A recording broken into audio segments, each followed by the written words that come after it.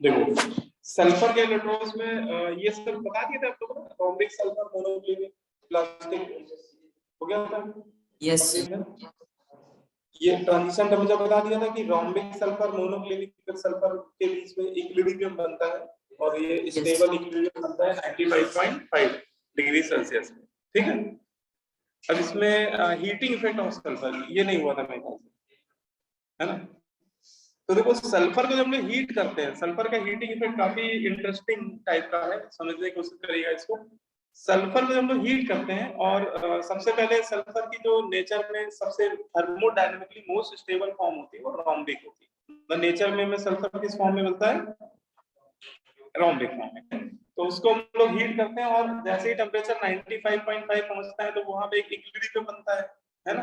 वो rhombic form monoclinic के साथ इक्विलिब्रियम पे आ जाती है ना, यहाँ पे एक तरह से इक्विलिब्रियम बन रहा होगा 95 पे।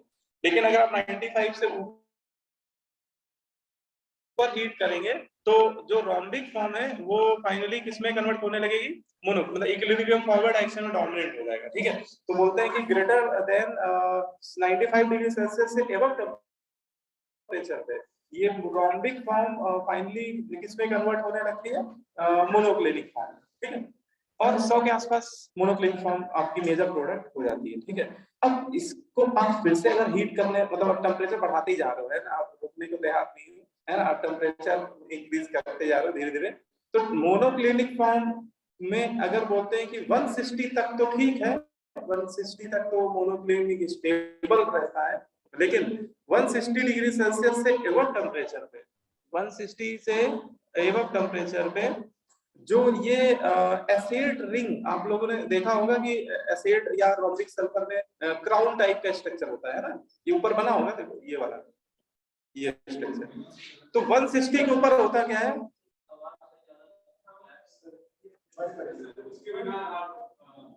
इसके बिना वो दिक्कत तो नहीं। चलो थोड़ा तो मुझे चिल्लाना कम पड़ता है बस, ये माइक का यूज करते हैं, लेकिन अगर समझ में आ रहा है तो बढ़िया है ना। तो S6 जो एसेट होता है, asset rhombic monoclinic sulphur, rhombic पहले कन्वर्ट होता है मोनोक्लिनिक में, और 160 के ऊपर होता है क्या है कि ये जो सल्फर सल्फर बॉन्ड है ये भी ब्रेक होने शुरू हो जाते हैं, SS बॉन्ड टूटने लगते हैं और ये SS डाई रेडिकल में कन्वर्ट होने लगता है। सल्फर सल्फर डाई रेडिकल, जैसे ऑर्गेनिक केमिस्ट्री में लोग पढ़ते हैं ना एक इंटरमीडिएट फ्री रेडिकल, कार्बन में फ्री रेडिकल, ऐसे यहाँ पे सल्फर सल्फर डाई रेडिकल्स बनने शुरू हो जाते हैं। एक तरह से वो इंटरमीडिएट टाइप के कंपाउंड्स है, इंटरमीडिएट उसको आप बोल सकते हो। तो यहाँ पे देखो 160 के ऊपर क्या होता है, ये सम एसिड रिंग ब्रेक्स। ठीक है, हाँ ये भी नहीं कह सकते कि सारी रिंग ब्रेक हो जाती है, लेकिन कुछ एसिड रिंग पार्शियली ब्रेक होने लगती है और उनकी ब्रेकिंग की वजह से SS डाई रेडिकल्स का फॉर्मेशन होना स्टार्ट हो जाता है। और ये SS रेडिकल, भाई रेडिकल क्या है, इंटरमीडिएट है, इनकी हाफ लाइफ बहुत कम होती है। तो वही माइक्रोन सेकंड या नैनो सेकंड के इंटरवल में जैसे बनने शुरू ही होते हैं ये आपस में क्लब करने लगते हैं, है ना, आपस में जुड़ लगते, बॉन्ड का फॉर्मेशन कर लगते हैं और रेडिकल ज्यादातर एडिशन रिएक्शन देते हैं, है ना। तो ये जो SS रेडिकल बन रहे हैं ये एज ए रिएक्टिव इंटरमीडिएट की तरह बनते हैं और आपस में ये जुड़ जुड़ के पॉलीमराइज होने लगते हैं। जैसे दो H2 मिलके S4 बना देंगे, ऐसे S6 बना देंगे, 3 मॉलिक्यूल, ऐसे वो N मॉलिक्यूल जुड़कर क्या होंगे, दे गेट्स पॉलीमराइज, है ना, मतलब SN बनने लगेगा। यहाँ पे क्या बनने, पॉलीमरिक चेन बनने लगेगी, मतलब उसमें कुछ N नंबर ऑफ सल्फर आपस में अटैच्ड होने लगेगी। वो N नंबर एग्जैक्ट फिक्स नहीं, इसलिए थ्योरी में कुछ बोला नहीं जाता है कि कितने सल्फर जुड़ रहे हैं, लेकिन पॉलीमराइज का मतलब ये वो नंबर काफी बड़ा होगा, लार्ज होगा, जिसको हम लोग काउंट नहीं कर सकते। ठीक है, तो सल्फर के मॉलिक्यूल, सल्फर के डाई रेडिकल्स आपस में पॉलीमराइज होना स्टार्ट हो जाते हैं और बेटा जब पॉलीमर बनता है तो विस्कोसिटी बढ़ती हुई नजर आती है। सॉल्यूशन की विस्कोसिटी क्या होती है, बढ़ती है। तो यहाँ पे अगर हम लोग से कभी पूछा जाए ऑब्जेक्टिव टाइप क्वेश्चन में कि सल्फर को हीट कर रहे हैं तो पहले विस्कोसिटी क्या होगी, तो बोल दिए बढ़ेगी। विस्कोसिटी इसलिए बढ़ रही है due to formation of polymeric sulphur sulphur chain, है ना, सल्फर सल्फर की लीनियर टाइप का पॉलीमराइजेशन होता है और सल्फर सल्फर की चेन बनने की वजह से विस्कोसिटी बढ़ती है।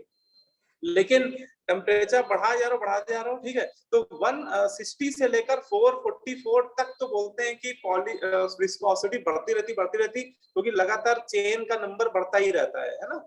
लेकिन 144 बेटा बॉइलिंग पॉइंट होता है किसका? सल्फर का। अभी तक सल्फर हमारे पास था लिक्विड स्टेट में, मतलब जो पॉलीमर बन रहा था उसकी स्टेट थी लिक्विड, लेकिन 444 है, 444 पे उसका क्या आता है? Boiling point. तो सल्फर हमारा वेपराइज हो जाएगा, मतलब जो हमारा सल्फर अभी तक लिक्विड स्टेट में था, अब वो किस स्टेट में आएगा? वेपर फेस में। और जब वेपर फेस में आने, उनकी एक एक लेयर धीरे धीरे वेपर फेस में आनी शुरू हो जाएगी, तो विस्कोसिटी क्या होने लगेगी? डिक्रीज होने लगेगी। तो ऐसा बोला जाता है थ्योरेटिकली, अगर कहीं पे ऐसा लिखा हो कि सल्फर को हीट कर रहे हैं तो first viscosity increases then viscosity decreases. अगर पहले टेम्परेचर बढ़ाने पे बढ़ रही है लेकिन और टेम्परेचर बढ़ाने में घट रही है, तो ये बिल्कुल स्टेटमेंट सही माना जाएगा। ठीक है, बोलो समझ में आ रही बात? पहले विस्कोसिटी बढ़ रही है फिर घट रही है, और ऐसा कब तक चलता रहेगा? 600 डिग्री सेल्सियस के नियर बाई तक ये ऐसा प्रोसेस आपको देखने को मिलेगा। विस्कोसिटी लगातार विस्कोमीटर में घटती हुई नजर आएगी सॉल्यूशन की, ठीक है। लेकिन 600 के ऊपर सल्फर जो होता है वो वेपर फेस में H2 फॉर्म में आ जाता है ना। मतलब अब देखिए 600 के ऊपर क्या हो रहा है? नई नौटंकी हो रही है। जो सल्फर की चेन बनी है उसके फिर वेपर फेस में सल्फर सल्फर बॉन्ड टूटने शुरू हो जाते हैं, और सल्फर किस फॉर्म में आ जाता है? H2 फेस में आ जाता है, H2 फॉर्म में आ जाता है, डाइमर के फॉर्म में H2। और ये जो H2 फॉर्म होती है इसको हम लोग बोलते हैं पैरामैग्नेटिक होती है। इसको आप एक्सप्लेन कर सकते हो मॉलिक्यूलर ऑर्बिटल थ्योरी के बेसिस पे। जैसे हम लोग MOT में बोलते हैं ना, ऑक्सीजन गैस कैसी गैस है? पैरामेटिक डायमेटिक? पैरामेटिक है ना। ऑक्सीजन पैरामेटिक क्यों है? अगर कोई पूछे तो क्या बताओगे? हाँ, उसके मॉलिक्यूलर ऑर्बिटल थ्योरी के अकॉर्डिंग क्या करेंगे? इलेक्ट्रॉनिक कॉन्फ़िगरेशन करेंगे और उसमें ये दिखा देंगे कि उसके एंटी बॉन्डिंग में, है ना, बाबा ट्रिपल बिट ट्रिपल वाला याद ही होगा, सिग्मा -2 बॉन्डिंग, फिर उसकी उसी का एंटी बॉन्डिंग सिग्मा सितारा -2, फिर सिग्मा 2s2, फिर उसी का एंटी बॉन्डिंग, है ना। उसके बाद आएगा सिग्मा 2p Z2, फिर पाई 2p x बराबर पाई 2p y, यहाँ तक 2 तो यहाँ तक 14 इलेक्ट्रॉन फिल हो जाते हैं। इसके बाद जो आता है वो एंटी बॉन्डिंग वाला आता है मॉलिक्यूलर ऑर्बिटल, पाई सितारा 2px पाई सितारा 2py, और उसमें एक एक इलेक्ट्रॉन फिल हो जाएंगे क्योंकि दोनों की एनर्जी क्या है? बराबर है ना। तो oxygen molecule, oxygen gas paramagnetic behaviour इसलिए शो करती है क्योंकि एज पर मॉलिक्यूलर ऑर्बिटल थ्योरी उसके एनर्जी लेवल डायग्राम में हम लोग देखते हैं कि उसके anti bonding, pi anti bonding molecular orbital में 2 अनपेयर्ड इलेक्ट्रॉन प्रेजेंट होते हैं, है ना। और अनपेयर्ड इलेक्ट्रॉन कंटेनिंग स्पेसीज क्या होती है? पैरामेटिक होती है, इसलिए वो पैरामेटिक नेचर को करता है। ऐसे ही सिमिलर इलेक्ट्रॉनिक कॉन्फ़िगरेशन H2 का बनेगा, क्योंकि ऑक्सीजन के जस्ट नीचे बैठा है सल्फर, उसका बस जैसे यहाँ पे सेकंड सेल तक जा रहा है पाई 2px1 पाई 2py, उसमें जाएगा पाई सितारा 3px equal to pi Sitara 3py, लेकिन उसमें भी 1 इलेक्ट्रॉन ही होंगे। सिमिलर इलेक्ट्रॉनिक कॉन्फ़िगरेशन देखने मिलेगा H2 का। बात समझा नहीं? वैसे हम लोग 20 तक ही पढ़ते हैं 12th 11th में मॉलिक्यूलर ऑर्बिटल थ्योरी 20, लेकिन ऐसा नहीं कि 20 के ऊपर वालों का होता नहीं है, वो हम लोग के सिलेबस में नहीं, 11th में पढ़ाया नहीं जाता है। 20 से ज्यादा इलेक्ट्रॉन अगर किसी मॉलिक्यूल में होते हैं तो उसका करके दिखाया नहीं जाता है, लेकिन अगर सेम ग्रुप के डायटोमिक मॉलिक्यूल है तो उनका सिमिलर होगा मॉलिक्यूलर ऑर्बिटल थ्योरी में इलेक्ट्रॉनिक कॉन्फ़िगरेशन। सल्फर H2 में क्या होगा? पाई सितारा 3px में एक इलेक्ट्रॉन और पाई सितारा 3py में एक इलेक्ट्रॉन, सिमिलर इलेक्ट्रॉनिक कॉन्फ़िगरेशन। तो इसके बेसिस में बोल सकते हैं कि भैया जो H2 है वो कैसा है? पैरामैग्नेटिक है, क्योंकि इसके एंटी बॉन्डिंग मॉलिक्यूलर ऑर्बिटल में 2 अनपेयर्ड इलेक्ट्रॉन है, लाइक ऑक्सीजन, जैसा ऑक्सीजन, है ना। ये क्वेश्चन एनसीईआरटी में भी दिया हुआ है, इंटेक्स वाले क्वेश्चन में ये सेम क्वेश्चन उसमें पूछा है कि सल्फर वेपर स्टेट में पैरामैग्नेटिक नेचर क्यों शो करता है। तो उसमें यही आपको बताना पड़ेगा कि वेपर स्टेट में सल्फर किस फॉर्म में आ जाता है?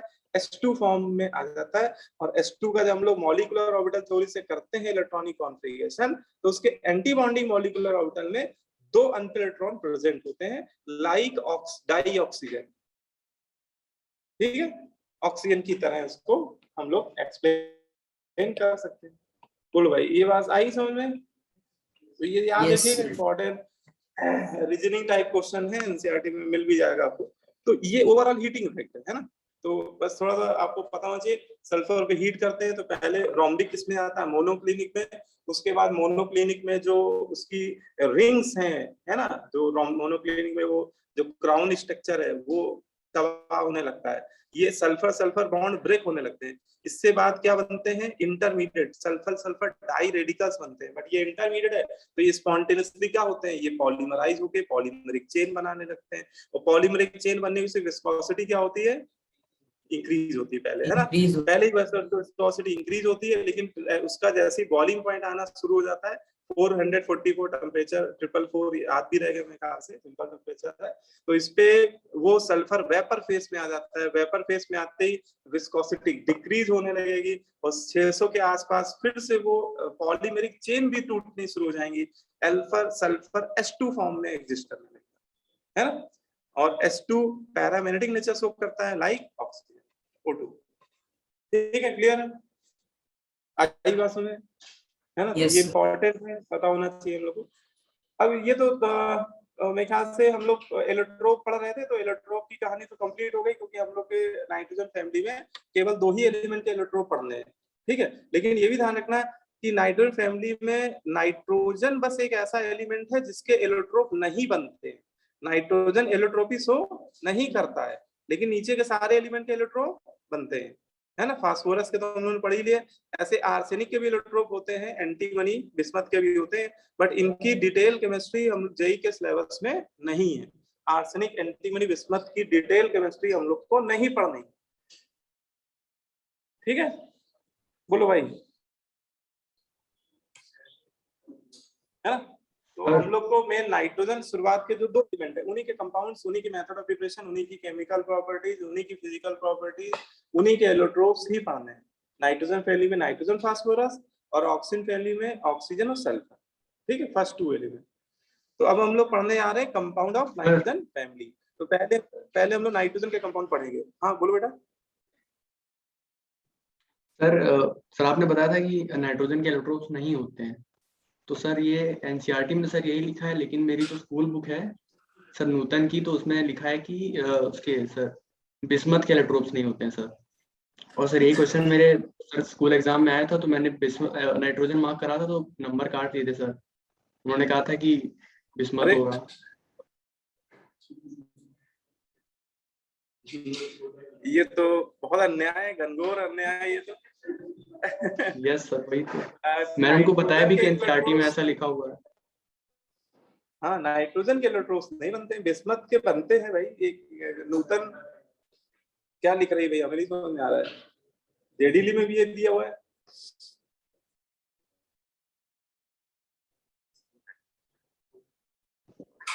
क्या है?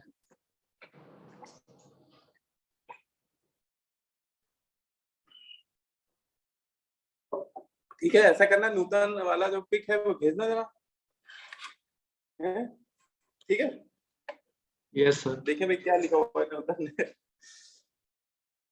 बाद में तो नाइट्रोजन के कंपाउंड्स में कौन सा स्कूल है बेटा तुम्हारा?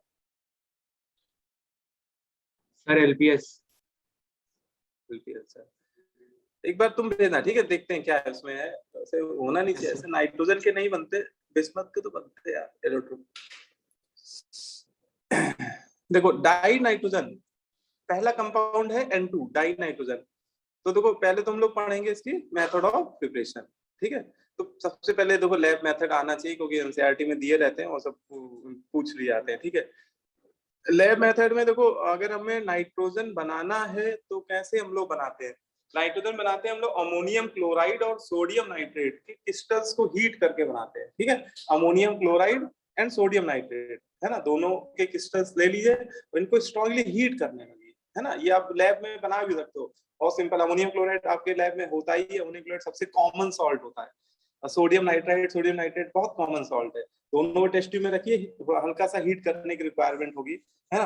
तो जैसे ही हीट करेंगे तो एक कलरलेस ऑर्डरलेस गैस लिबरेट होती है, जिसको हम लोग बोलते हैं नाइट्रोजन गैस। लेकिन अगर इसको समझना चाह रहे हो तो इसको ऐसे समझिए कि ये एक आयनिक कंपाउंड है बेटा। और ये भी आयनिक कंपाउंड है ना, और दोनों के एक्वस सॉल्यूशन लिया था, ये नहीं कि सूखा सूखा पाउडर टेस्ट ट्यूब में डाल दिया ना, थोड़ा सा पाउडर लिया उसमें थोड़ा सा वाटर की भी ऐड कर देते हैं, तो दोनों एक्वस सॉल्यूशन को मिक्स करके हीट करते हैं, ठीक है।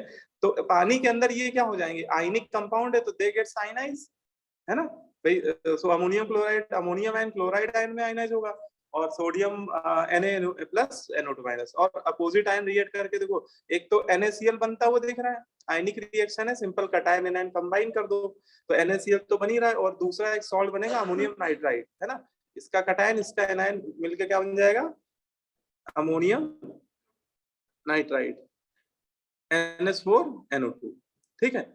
और ये जो अमोनियम नाइट्राइड है ये फर्दर डिकम्पोज होकर N2 देता है। अमोनियम नाइट्राइड को हीट कर रहे हैं आप, लगातार हीट ही कर रहे हो लगातार, तो होगा क्या, इससे डिहाइड्रेशन हो जाएगा, इससे वाटर निकल जाएगा, और इससे आप जितना पानी निकाल सकते हो निकालो भाई।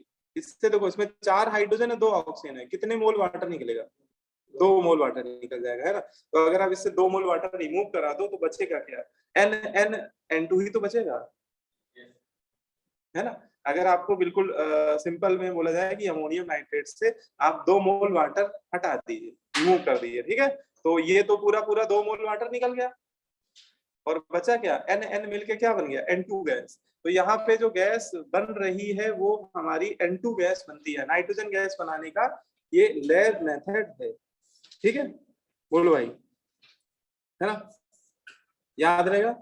अमोनियम नाइट्राइड, अच्छा ये भी पूछा जा सकता है, ये भी बोला जा सकता है कि डायरेक्ट आपको वो बोल दे कि अमोनियम नाइट्राइड को हीट कर रहे हैं, तो देखो अमोनियम नाइट्राइड को हीट करोगे तो भी N2 बनेगा, या फिर अमोनियम क्लोराइड और सोडियम नाइट्राइड के सॉल्ट को मिक्स करके हीट करोगे तो पहले अमोनियम नाइट्राइड बनेगा, फर्दर वो डिकम्पोज होगा, N2 का फॉर्मेशन करोगे, है ना। तो दोनों एक ही बात है कि आपको क्वेश्चन में वो डायरेक्ट अमोनियम नाइट्राइड की हीटिंग को भी बोल सकता है, ठीक है। अच्छा ये बताओ, जैसे मैंने अमोनियम नाइट्राइड को हीट किया, अगर सपोज मैं यहाँ पे अमोनियम नाइट्रेट को हीट करता तो क्या बनता,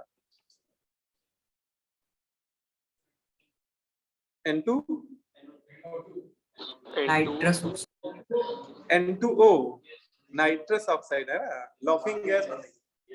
तो ये भी हम लोग पढ़ेंगे, लॉफिंग गैस बनाने का मेथड होता है, सेम यही मेथड होता है, ठीक है। उसमें हम लोग क्या करते हैं, अमोनियम क्लोराइड में सोडियम नाइट्राइट ना मिला के क्या मिलाते हैं, सोडियम नाइट्रेट मिलाते हैं, तो पहले बनता है अमोनियम नाइट्रेट, और इसको हीट करने में इसका भी डिहाइड्रेशन हो जाएगा, 2 मोल वाटर इससे निकाल दो बेटा आप, तो इसमें बचेंगे 2 नाइट्रोजन और 1 ऑक्सीजन भी बचेगा। अब उसको लिख के देखेंगे तो ज्यादा समझ में आएगा। तो इसमें बनेगा आपका N2O नाइट्रस ऑक्साइड।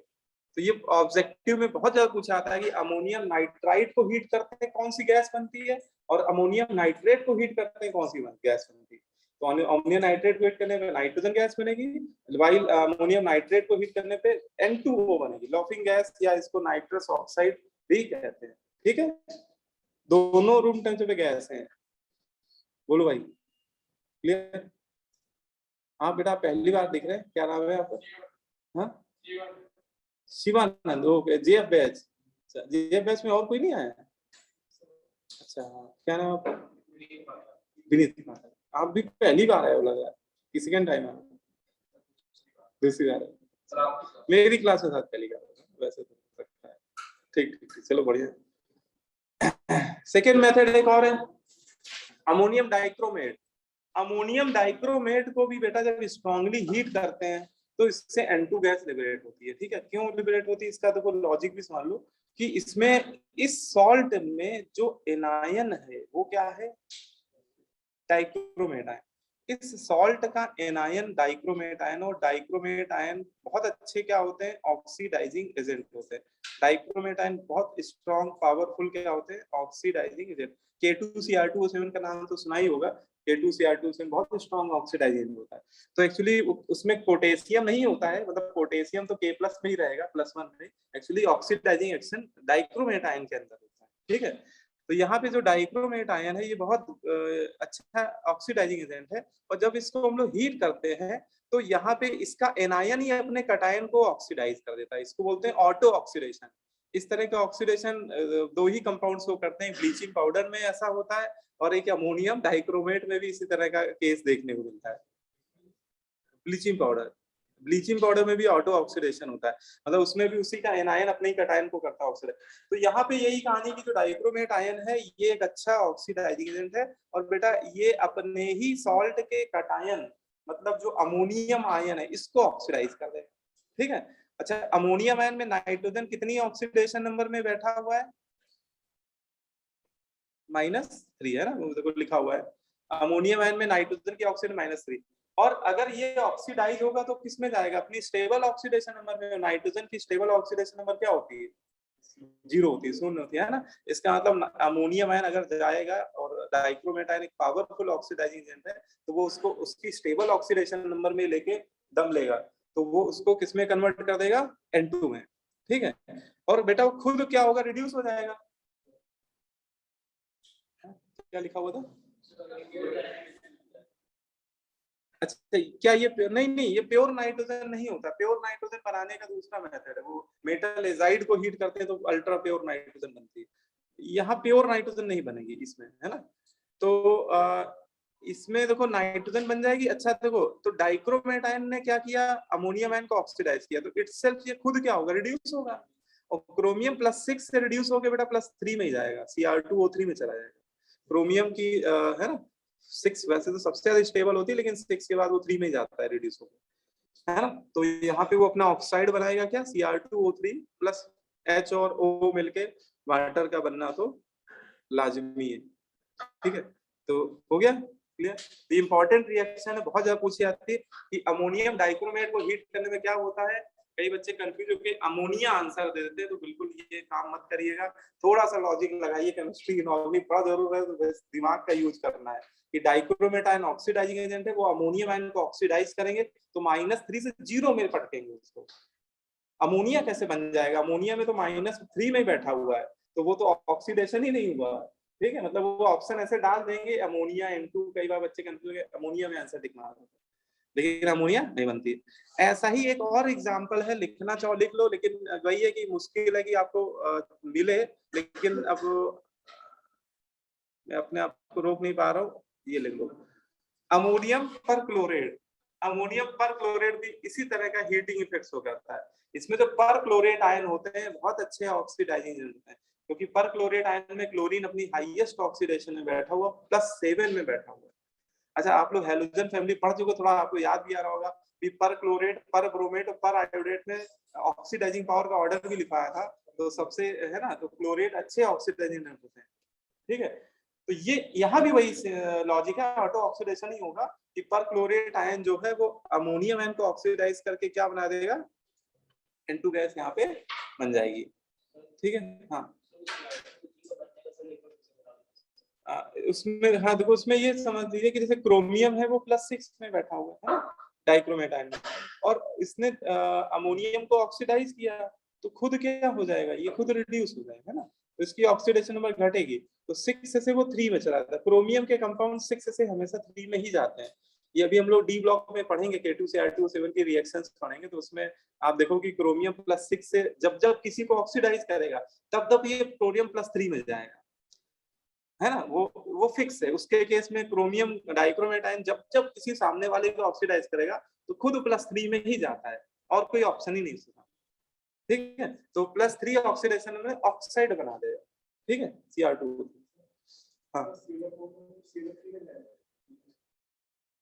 हाँ, यहाँ पे ClO4 जाएगा, जैसे क्रोमियम क्लोरीन +7 में है, तो प्लस नहीं +3 में जाएगा ये भी, Cl2O3 ये बनाएगा Cl2O3, नहीं +5 में ना जाके +3 वो आयोडीन की +5 स्टेबल होती है।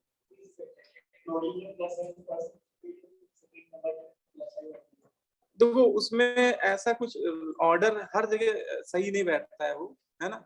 मोस्ट स्टेबल वाला तो ज्यादातर सही बैठ जाता है, लेकिन second most stable, third most stable में कई बार फ्लक्चुएशंस होते हैं, है ना। वो डिपेंड कर जाता है SRP वैल्यू इसका कितना है, इन सब चीजों में। तो इसमें Cl2O5 ना बन के Cl2O3 बनता है इसमें। ठीक है, अगला method from ammonia. Ammonia gas से भी हम लोग बना सकते हैं, है ना, नाइट्रोजन गैस। तो कैसे बनाएंगे अमोनिया से? तो अमोनिया गैस का रिएक्शन अगर हम लोग हेलोजन में क्लोरीन के साथ करा दे, या ब्रोमीन भी ले सकते हैं यहाँ पे, है ना, ऐसा नहीं कि क्लोरीन है, ब्रोमीन भी ले सकते हैं। वैसे मैंने सारे नीचे लिख दिए हैं जो जो ले सकते थे, ठीक है। ये पहले अच्छा रूल समझा देते हैं, तुम लोग रूल समझ में आ जाएगा ना, तो वो रिएक्शन बहुत आसान लगेगी। रूल ये कि अमोनिया की रिएक्शन अगर किसी स्ट्रॉन्ग ऑक्सीडाइजिंग एजेंट के साथ कराते हैं, तो वो स्ट्रॉन्ग ऑक्सीडाइजिंग एजेंट अमोनिया को, क्योंकि अमोनिया में नाइट्रोजन -3 में बैठा हुआ है, तो उसको वो स्टेबल ऑक्सीडेशन नंबर N2 में 0 में कन्वर्ट कर देता है। नाइट्रोजन की मोस्ट स्टेबल 0 होती है, ठीक है। और ये ऑक्सीडाइजन इनमें से कोई भी ले सकते हैं, है ना। आप फ्लोरीन ले सकते हो, हेलोजन में चारों हेलोजन ऑक्सीडाइज कर देते हैं अमोनिया को, किसमें, N2 में, है ना। ब्लीचिंग पाउडर ले सकते हैं हम लोग, K2Cl2 बहुत स्ट्रॉन्ग है, ये भी ऑक्सीडाइज, KMnO4 भी ले सकते हैं, और रेड एलिड भी ले सकते हैं। मतलब इनमें से आप बेटा कोई भी ऑक्सीडाइजिंग एजेंट की रिएक्शन अमोनिया के साथ कराएंगे, तो आपको मेजर प्रोडक्ट में कौन सी गैस मिलेगी, नाइट्रोजन, है ना। तो यहाँ पे ये वाली रिएक्शन ज्यादा पॉपुलर है, इसलिए हम लोग यहाँ पे इसको पढ़ रहे हैं, ठीक है। अदरवाइज यहाँ पे क्लोरीन की जगह बेटा इनमें से कोई भी लेंगे तो रिएक्शन में प्रोडक्ट में N2 ही बनेगा, ठीक है। तो क्लोरीन यहाँ पे नाइट्रोजन को ऑक्सीडाइज करेगा, किसमें, N2 में। यहाँ पे गैस कौन सी बनेगी, N2।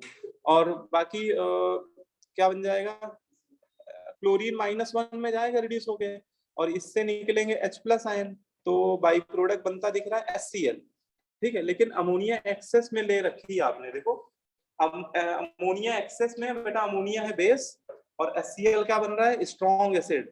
तो बेस पहले से पड़ा हुआ है बीकर में, कंटेनर में, एक्सेस में, तो जैसे ही एसिड बनना शुरू ही होगा, वो अमोनिया से रिएक्ट कर करके क्या बना देगा, सॉल्ट, अमोनियम क्लोराइड बनना शुरू हो जाएगा। मतलब HCl बनना शुरू ही होगा, वो अमोनिया से रिएक्ट करके फाइनल प्रोडक्ट क्या बना देगा, अमोनियम क्लोराइड। मतलब आप अगर आपसे अगर पूछा जाए ए और बी कौन से फाइनल प्रोडक्ट है, तो ए आपका हो जाएगा N2, और फाइनल प्रोडक्ट में बी हो जाएगा अमोनियम क्लोराइड।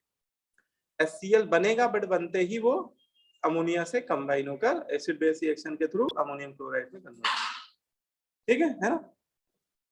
और अमोनिया की रिएक्शन जैसे ब्लीचिंग पाउडर से भी पूछ ली जाती है, तो लॉजिक वही, ब्लीचिंग पाउडर भी एक अच्छा स्ट्रॉन्ग ऑक्सीडाइजिंग एजेंट है, वो भी अमोनिया को -3 से किस में ले जाएगा, 0 में। यहाँ भी गैस जो बनेगी वो N2 ही बनेगी, है ना। बाकी वो CaCl2, ब्लीचिंग पाउडर जब भी किसी को ऑक्सीडाइज करता है तो खुद किसमें आता है, CaCl2 + वाटर, ठीक है। तो बाकी बाई प्रोडक्ट तो आप लॉजिक से भी बता सकते हो, ठीक है। अंडरस्टूड, क्लियर हो रही बात है, बताओ भाई। तो ये इस तरह की, बाकी इनमें से कोई भी रिएक्शन आपको लिख के दे दिया जाए, अमोनिया + K2Cr2 आप N2 बना देना, प्लस Cr2O3 बन जाएगा, अमोनिया + KMnO4 N2 बना देना, ये MnO2 में कन्वर्ट हो जाएगा, MnO2, ठीक है। ऐसे आप लिख सकते हो बाकी रिएक्शन, ठीक है। इसके बाद preparation of ultra pure nitrogen, हाँ बोलो बेटा। सर डायरेक्टली ऑक्सीजन के साथ रिएक्ट नहीं कर सकता सर, मतलब इसको बर्न हो जाएगा जो।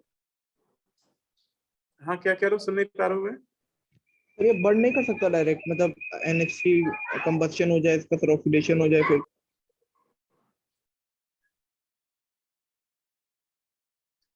तुम्हारी बात समझ में नहीं आ रही बेटा, मुझे क्या कह रहे हो, कंबशन हो जाएगा। तो सर फिर भी सर H2O निकल सकता है सर, N2 अलग आ सकता है। किस रिएक्शन में कह रहे हो बेटा, ये अमोनिया वाली में? Yes sir. इसमें क्या हो सकता है, और सर NH3 का ऑक्सीडेशन डायरेक्टली O2 से करवा दें अगर। अच्छा, अमोनिया का O2 से नहीं, O2 इतना स्ट्रॉन्ग ऑक्सीडाइजिंग एजेंट नहीं है जो अमोनिया को ऑक्सीडाइज कर दे। होती है रिएक्शन, अमोनिया की रिएक्शन ऐसा नहीं O2 से होती नहीं है, होती है, लेकिन इसमें नाइट्रिक ऑक्साइड बनने लगता है, इसमें N2 नहीं बनता, क्योंकि नाइट्रोजन ऑक्सीजन बहुत स्ट्रॉन्ग ऑक्सीडाइजिंग एजेंट नहीं है, तो वो उसको N2 में नहीं कन्वर्ट कर पाता है ना। Okay sir.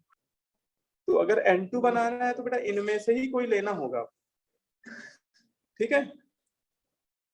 Okay sir. अब इसमें preparation of ultra pure nitrogen, ये कई बार आपसे पूछा जाएगा कि how to prepare ultra pure nitrogen, ठीक है। क्योंकि ये ऊपर वाले जितने भी मेथड है इनमें नाइट्रोजन बन रही है, लेकिन बहुत ज्यादा परसेंट प्योरिटी के साथ नहीं बनती है, ठीक है।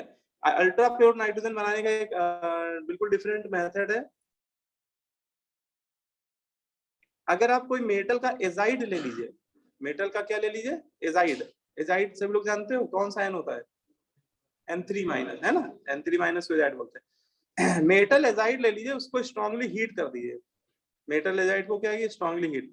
तो यहाँ पे भी एक तरह से ऑटो ऑक्सीडेशन रिडक्शन वाला ही केस होता है, एजाइड आयन रिड्यूस होके N2 बनाने लगते हैं, ठीक है। और मेटल जो है वो किसी हायर ऑक्सीडेशन नंबर में होता है, मान लो +1 में बैठा हुआ, अगर एल्कली मेटल +1 में होगा तो वो 0 में आ जाएगा, ठीक है। तो इस तरह का ये केस होता है कि मेटल अलग हो जाएगा और एजाइड आयन डिकम्पोज होके कौन सी गैस देने लगेंगे, N2 गैस, ठीक है। तो एक रूल है, इसको आप लिख लीजिए, मेटल एजाइड, कोई भी मेटल एजाइड आपको हो सकता है लिख के दे दिया जाए, ठीक है। वैसे एल्कली मेटल और एल्कलाइन अर्थ मेटल के मेटल एजाइड बहुत ज्यादा फेमस है, ठीक है। हो सकता है आपको दिए जाएंगे तो यही दिए जाएंगे, जैसे सोडियम एजाइड, अगर आपको दे दिया गया सोडियम एजाइड, बोला गया इसको स्ट्रांगली हीट कर रहे हैं, तो यहाँ पे वही होगा कि सोडियम +1 से किस में आएगा, 0 में, मेटालिक स्टेट में आ जाएगा, और एजाइड आयन आपका N2 में, ठीक है। यहाँ पे एजाइड आयन का ऑक्सीडेशन हो रहा है कि रिडक्शन हो रहा है, रिडक्शन। हाँ, एजाइड आयन ऑक्सीडाइज हो रहा है क्योंकि एजाइड आयन में नाइट्रोजन की ऑक्सीडेशन नंबर माइनस कितनी है, 1/3, और -1/3 से वो 0 में जा रहा है, मतलब इट मींस ऑक्सीडेशन, हाँ, लॉस ऑफ इलेक्ट्रॉन, या फिर ऑक्सीडेशन नंबर बढ़ रही है, मींस ऑक्सीडेशन, ठीक है। तो है ना, ये सब छोटी मोटी बातें हैं, तो लिख डालिए इनको, ये सब रिएक्शन आप लोग खुद ही कंप्लीट कर सकते हैं, रूल आपको बस पता होना चाहिए। सोडियम बन जाएगा प्लस नाइट्रोजन गैस बन जाएगी, बैलेंस कर लीजिएगा, अगर आप क्या करें, यहाँ पे 2 मोल ले लीजिए सोडियम जाइड, तो 2 मोल सोडियम और 3 मोल नाइट्रोजन गैस, है ना। लेकिन है ये रिडॉक्स रिएक्शन, देखा जाए तो ये रिएक्शन रिडॉक्स है, सोडियम रिड्यूस हो रहा है और नाइट्रोजन एजाइड आयन से N2 में जा रहा है, तो ऑक्सीडाइज होके जा रहा है। बेरियम एजाइड को हीट करेंगे तो क्या बनेगा, बेरियम +3N2, बस बहुत बढ़िया। तो ये इससे जो नाइट्रोजन गैस बन रही है वो प्योर, अल्ट्रा प्योर बन रही है, मतलब उसकी परसेंट प्योरिटी 99.99 कुछ होगी, ठीक है। ऊपर वाली जो मेथड है उनमें थोड़ी सी इम्प्योर रहती है, इतनी ज्यादा परसेंट प्योरिटी नहीं मिलती, ठीक है। तो ये थोड़ा सा पता होना चाहिए एनसीईआरटी ने, क्योंकि मैं रिएक्शन को दिया भी हुआ है ना, तो ये आप लोग याद रखिएगा। हाँ, एक्सपेंसिव तो होगा ही, हाँ। हाँ, ये जितने मेथड हम लोग पढ़ रहे हैं इनमें से इंडस्ट्रियल प्रोसेस कोई भी नहीं, लार्ज स्केल में बनाना है तो ये बहुत अच्छे मेथड नहीं है, बस ये है कि स्मॉल स्केल में बनाना है, वो परसेंट प्योरिटी बहुत अच्छी मिल जाती है इसमें, है ना। अब हम लोग पढ़ने आ रहे हैं इंडस्ट्रियल मेथड, ये लार्ज स्केल में अगर नाइट्रोजन प्रोड्यूस करनी है तो उसके लिए कौन सा मेथड कॉमर्शियल स्केल में यूज किया जाता है, ठीक है। तो उसके लिए ये मेथड यूज करते हैं, प्रोड्यूसर गैस से बनाते हैं, है ना। इंडस्ट्री में, इंडस्ट्रियल स्केल में N2 का प्रोडक्शन प्रेफर किया जाता है, प्रोड्यूसर गैस के से बनता है, ठीक है। प्रोड्यूसर गैस क्या होती है, CO+N2, है ना, CO+N2 दो गैसों का मिक्सचर होता है, कार्बन मोनोऑक्साइड और नाइट्रोजन, ठीक है। और CO इसमें थोड़ी ज्यादा होती है, 65% होती है, और नाइट्रोजन थोड़ी सी कम होती है, 35%, ये कंपोजिशन होता है। लेकिन ये दोनों गैसें आपस में इतना ज्यादा होमोजीनियसली मिक्स हो जाती है कि इनको सेपरेट कर पाना बड़ा मुश्किल होता है। उसको आप ऐसे समझ सकते हो कि N2 का मोलर मास बताओ कितना है, 28, और CO का मोलर मास 28, दोनों गैसों का मोलर मास सेम है। तो ये गैस से जब मिक्स करते हैं तो इतनी ज्यादा होमोजीनियसली मिक्स हो जाती है कि इनको सेपरेट कर पाना थोड़ा सा डिफिकल्ट होता है ना। तो इसकी ये पूरा जो मिक्सचर होता है इसी को हम लोग प्रोड्यूसर गैस के नाम से पढ़ते हैं, ठीक है। अब यहाँ पे हम लोग को करना क्या है, हम लोग को N2 को अलग करना है और CO को अलग करना है, यहाँ पे हम लोग को सेपरेशन ही करना है, क्योंकि प्रोड्यूसर गैस में N2 अगर हम लोग अलग कर ले तो हमें N2 यहाँ पे एज ए मेजर प्रोडक्ट मिल जाएगी।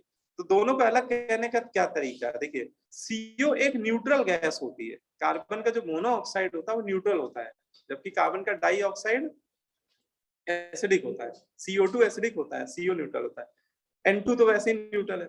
अब दो न्यूट्रल गैसों को अलग करना बड़ा डिफिकल्ट है, तो उसके लिए क्या करते हैं हम लोग, यहाँ पे कॉपर ऑक्साइड, क्यूप्रिक ऑक्साइड लेते हैं, उनकी प्रेजेंस में हीट करते हैं, है ना। क्यूप्रिक ऑक्साइड एक अच्छे ऑक्सीडाइजिंग एजेंट की तरह ट्रीट किए जाते हैं, ठीक है, ये आपने हो सकता है ये ऑर्गेनिक केमिस्ट्री में रिएक्शन पढ़ी हो, टर्सरी अल्कोहल का रिएक्शन, टर्सरी अल्कोहल को ऑक्सीडाइज करना बहुत डिफिकल्ट होता है, तो वहां पे क्यूप्रिक ऑक्साइड को भी लेते हैं। चलो गोली मारो उसको, ठीक है नहीं पढ़ी हो आपने पढ़ा है चलो अच्छा हटाओ, बस इतना रहना को सीओ बहुत अच्छा क्या है, ऑक्सीडाइजिंग एजेंट है, ठीक है।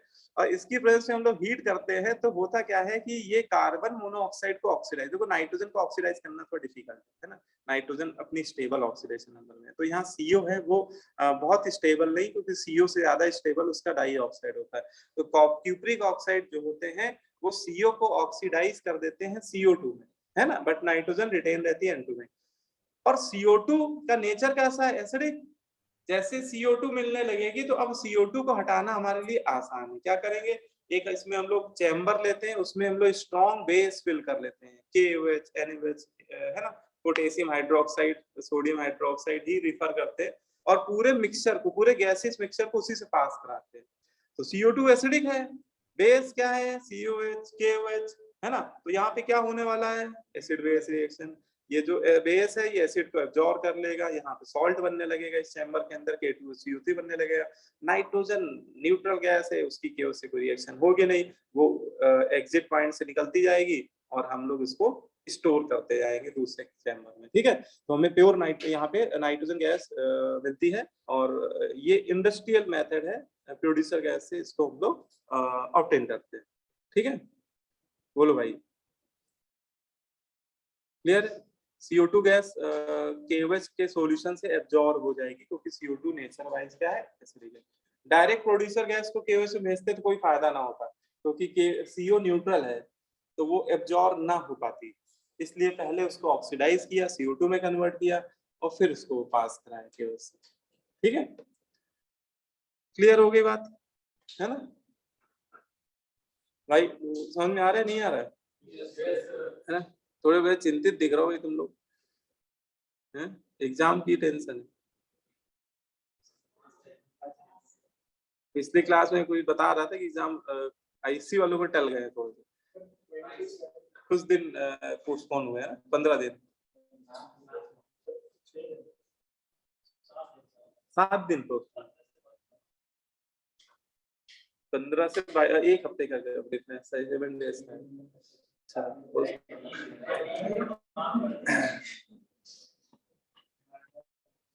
और CBSE वालों का नहीं पोस्टपोन हुआ है, उनका वैसे ही देर में हो रहा है, उनका वैसे ही देर में हो रहा है, तो क्या पोस्टपोन हुआ। चलो आगे बढ़े, चलो नेक्स्ट हाइड्राइड ऑफ, ये इसमें नोट्स में लिखते आ रहे हो, नोट्स तुम लोग को भेजे नहीं भेजे हमने, इसके नहीं भेजे,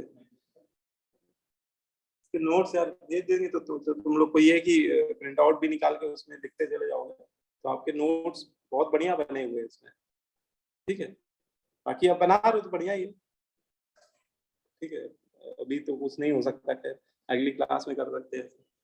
hydride of nitrogen family, nitrogen family के जो हाइड्राइड है उनमें हम लोग अब जा रहे हैं, ठीक है। नाइट्रोजन गैस हम लोग ने पढ़ ली, अब अगले कंपाउंड में हम लोग पढ़ रहे हैं ना, हाइड्राइड ऑफ नाइट्रोजन फैमिली।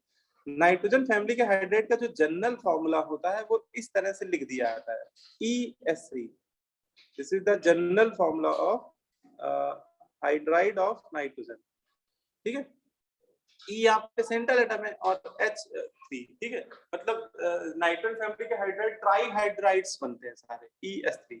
अब जैसे नाइट्रोजन का हाइड्राइड बनाएंगे तो बनेगा क्या, NS3। E की जगह आप नाइट्रोजन फैमिली के एलिमेंट सब्स्टिट्यूट करते चले जाओ। अब अगला एलिमेंट रख दो फास्फोरस P, तो उसका हाइड्राइड क्या हो जाएगा, PS3। हाँ, इनके नेम लिख लीजिए सभी के। नाइट्रोजन के हाइड्राइड को क्या बोलते हैं हम लोग, अमोनिया बोलते हैं, ठीक है। फास्फोरस के हाइड्राइड को फास्फोनियम क्यों बोलेंगे, इसमें पॉजिटिव चार्ज है क्या,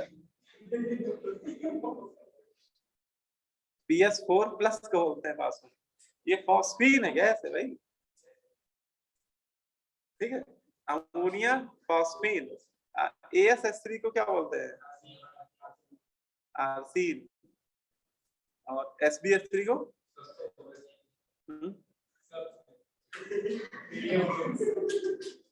स्टीवीन, स्टीवीन, स्टीवीन। तो ये इनके नेम है, लिख लीजिए। अमोनिया तो सब लोग जानते ही हो, बचपन से पढ़ते आ रहे हो। फॉस्फीन PS3, ASS3 आर्सीन, और SbS3 को स्टीवीन बोलते हैं। ठीक है, ये जितनी भी गैस है, ये जितनी भी बेटा नाइट्रोजन फैमिली के ट्राईहाइड्राइड है, ये सब कलरलेस गैसें हैं, लेकिन बहुत ज्यादा डेंजरस हैं, पॉइजनस गैसेस हैं। और अच्छा, इनमें जो टॉक्सिसिटी है, पॉइजनस नेचर है, वो डाउन टू ग्रुप जाने पे बढ़ रहा है।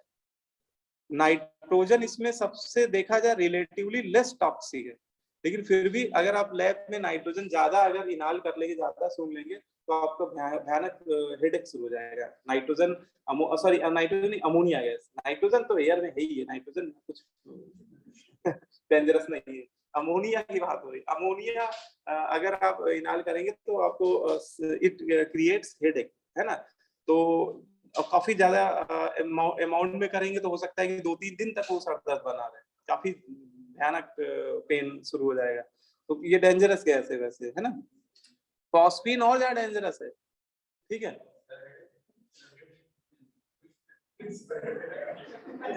ये कौन है? आदित्य नहीं, निपटो को तो नहीं गए, अमोनिया से ऐसा तो नहीं होता है, ठीक है, जिंदाबाद रहोगे।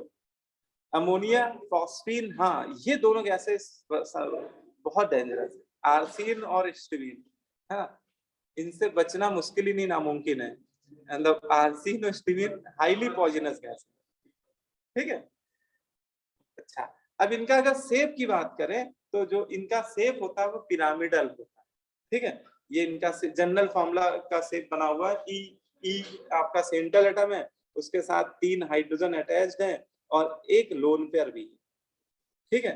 इनकी ज्योमेट्री टेट्राहेड्रल बोली जाएगी, लेकिन इनका शेप कैसा होगा? पिरामिडल होगा। ज्योमेट्री विद लोन पेयर बोली जाती है और शेप विदाउट लोन पेयर बोला जाता है, ठीक है। बोलो भाई। तो ये बात तो बेसिक है, समझ में आ गई होगी। अब देखो, ये जो हम लोग हाइड्राइड पढ़ रहे हैं, इनके रिलेटिव कुछ ऑर्डर्स हैं, इनकी कुछ प्रॉपर्टीज के बेसिस पे आपसे उनके ऑर्डर वगैरह पूछ लेगा कि बताओ इनके बेसिक कैरेक्टर का क्या ऑर्डर है, रिड्यूसिंग नेचर का क्या ऑर्डर है ना। तो वो सारी प्रॉपर्टी, बॉइलिंग पॉइंट का क्या ऑर्डर है, तो वो एक एक करके देख लीजिए कि इसमें ऑब्जेक्टिव क्वेश्चन खूब बनते हैं। हाँ, शेप सभी का पिरामिडल होता है। डैग्रोस रूल से बॉन्ड एंगल हम लोग उसको अलग अलग 90 डिग्री के लगभग पहुंच जाते हैं, लेकिन थ्योरेटिकली शेप पिरामिडल ही बोला जाता है ना। डैग्रोस रूल के रिस्पेक्ट में एंगल उसके नियरली 90 पहुंच जाते हैं, बट वो शेप में पिरामिडल ही बोले जाते हैं, है ना। बोलो भाई, उसमें कंफ्यूज मत होना। नाइट्रोजन फैमिली के सभी हाइड्राइड्स का जनरल शेप पिरामिडल ही है। हाँ, नोट कर लो। तो शेप पिरामिड ही रहेगा, बस वही है कि पिरामिड थोड़ा सा फैलता चला जाएगा, हाँ। अमोनिया में परफेक्ट पिरामिड बनेगा और फिर ये बॉन्ड तीनों हाइड्रोजन दूर दूर जाने लगेंगे, एंगल उनका 90 के करीब पहुंचने लगता है। हाँ, डैग्रोस रूल में एंगल 90 के करीब पहुंचने लगते हैं, है ना। और अभी क्या है, पिरामिडल में ये एंगल अमोनिया में 160 डिग्री होता है, और 160 से 90 के जब डैग्रोस रूल लगता है तो वो 90 के करीब आएंगे, तो बॉन्ड एंगल, हाँ क्या होगा, हाँ 91.3। हाँ, तो 160 से 90 पहुंच रहे हैं तो कमी तो हो रहा है, श्रिंक हो रहा, सॉरी, हाँ वो उल्टा बोल दिया मैंने, फैलेंगे नहीं, मतलब श्रिंक होते जाएंगे। तो सेम पिरामिडल ही बोला जाता है, ठीक है ना। वो फैलने में तो उल्टा हो जाएगा ना, बढ़ने लगेगी, ठीक है। अब देखो बेसिक स्ट्रेंथ में आते हैं। इनका जो बेसिक स्ट्रेंथ है, ये बहुत ज्यादा पूछा आता है कि नाइट्रोजन फैमिली के हाइड्राइड ये सभी अच्छे बेस होते हैं, ठीक है, लेकिन रिलेटिवली देखा जाए तो बेसिक स्ट्रेंथ बढ़ता है कि घटता है? घटता है। बेसिक स्ट्रेंथ घटेगा, हाँ। क्या होता है मतलब?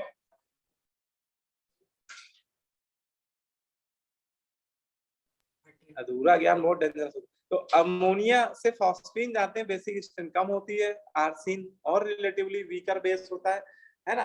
तो रिलेटिवली बेसिक स्ट्रेंथ घट रही है ना, लिख लीजिए basic strength decreases down to group, है ना। बेसिक स्ट्रेंथ क्या हो रही है? कम हो रही है। बेसिक स्ट्रेंथ क्या हो रही? कम हो रही। As the size of centre atom increases, जैसे जैसे सेंटर एटम का साइज बढ़ रहा है वैसे वैसे बेसिक स्ट्रेंथ बढ़ रहा है। और इससे सेंटर एटम का साइज बढ़ने से बेसिक स्ट्रेंथ क्यों कम हो रहा है? क्योंकि उस सेंटर एटम पे जो लोन पेयर है, लोन पेयर का डिस्पर्जल क्या होता है? बढ़ता जाता है। लोन पेयर बड़े सरफेस एरिया पे डिस्पर्स होने लगता है, तो पर यूनिट एरिया मतलब उसका जो चार्ज डेंसिटी है वो कम होने लगती है। बेस वही अच्छा होता है जिसके per unit area charge density क्या हो? ज्यादा हो। ठीक है। तो नाइट्रोजन फैमिली के हाइड्राइड में बेसिक कैरेक्टर डिक्रीज करता है ना। सिंपल है, देखो बेसिक कैरेक्टर डिक्रीज कर रहा है। क्यों डिक्रीज कर रहा है? क्योंकि देखो नाइट्रोजन सबसे छोटे साइज का है ना, सेकंड पीरियड का एलिमेंट है ना। फास्फोरस थर्ड पीरियड का है, आर्सेनिक फोर्थ और एंटीमनी फिफ्थ पीरियड का। तो सेंटर एटम का साइज बढ़ता जा रहा है, और सेंटर का साइज बढ़ रहा है तो उसके पे जो लोन पेयर है, लोन पेयर का डिस्पर्सन ज्यादा हो रहा है। जितना ज्यादा सरफेस एरिया बढ़ेगा उतना ज्यादा डिस्पर्जन बढ़ जाएगा, तो per unit area charge density क्या हो जाएगी? कम हो जाएगी, है ना। और अच्छा डोनर नहीं रह जाएगा, क्योंकि लोन पेयर डोनर ये सब लुईस बेस है ना बेटा, ये सब लुईस बेस है। अच्छे लोन पेयर डोनर वही होंगे जिसकी यूनिट एरिया पे चार्ज डेंसिटी क्या हो? ज्यादा हो, है ना। वही सिंपल सा लॉजिक है। चार्ज डेंसिटी घटती जाती है इसलिए बेसिक स्ट्रेंथ कम हो रही है ना। इनमें कोई पूछे सबसे अच्छा बेस कौन सा है चारों में? Ammonia is the strongest base, है ना, अमंगेस्ट हाइड्राइड ऑफ नाइट्रोजन, ठीक है। और स्टीबिन सबसे वीकेस्ट बेस है। अच्छा, अब इसमें आ जाओ second property, order of reducing agent.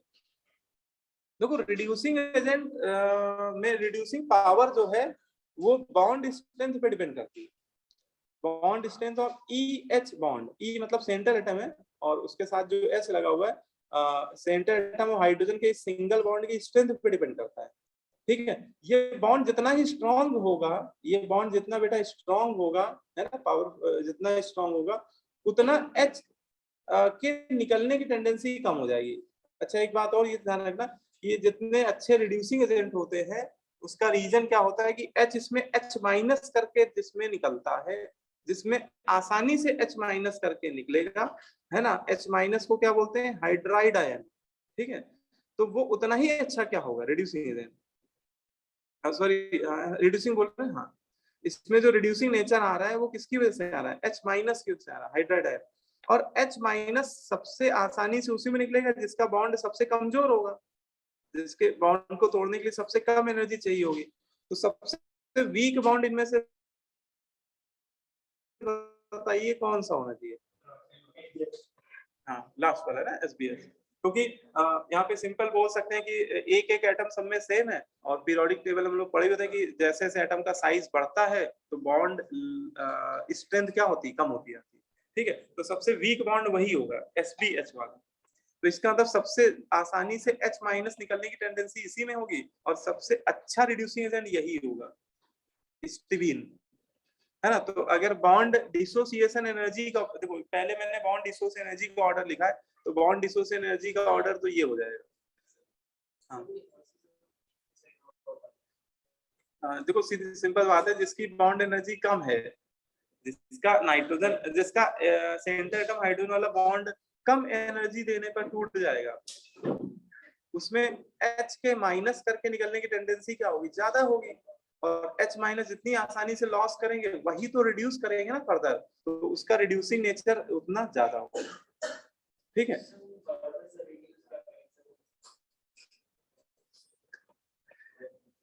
कैसे समझाया भाई तुम्हें?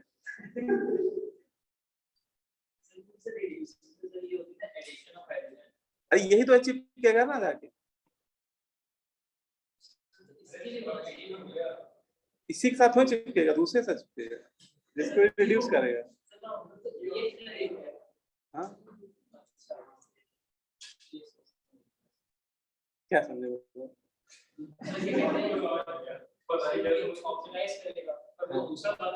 हाँ रिड्यूसिंग पावर मतलब दूसरों को रिड्यूस करने की पावर।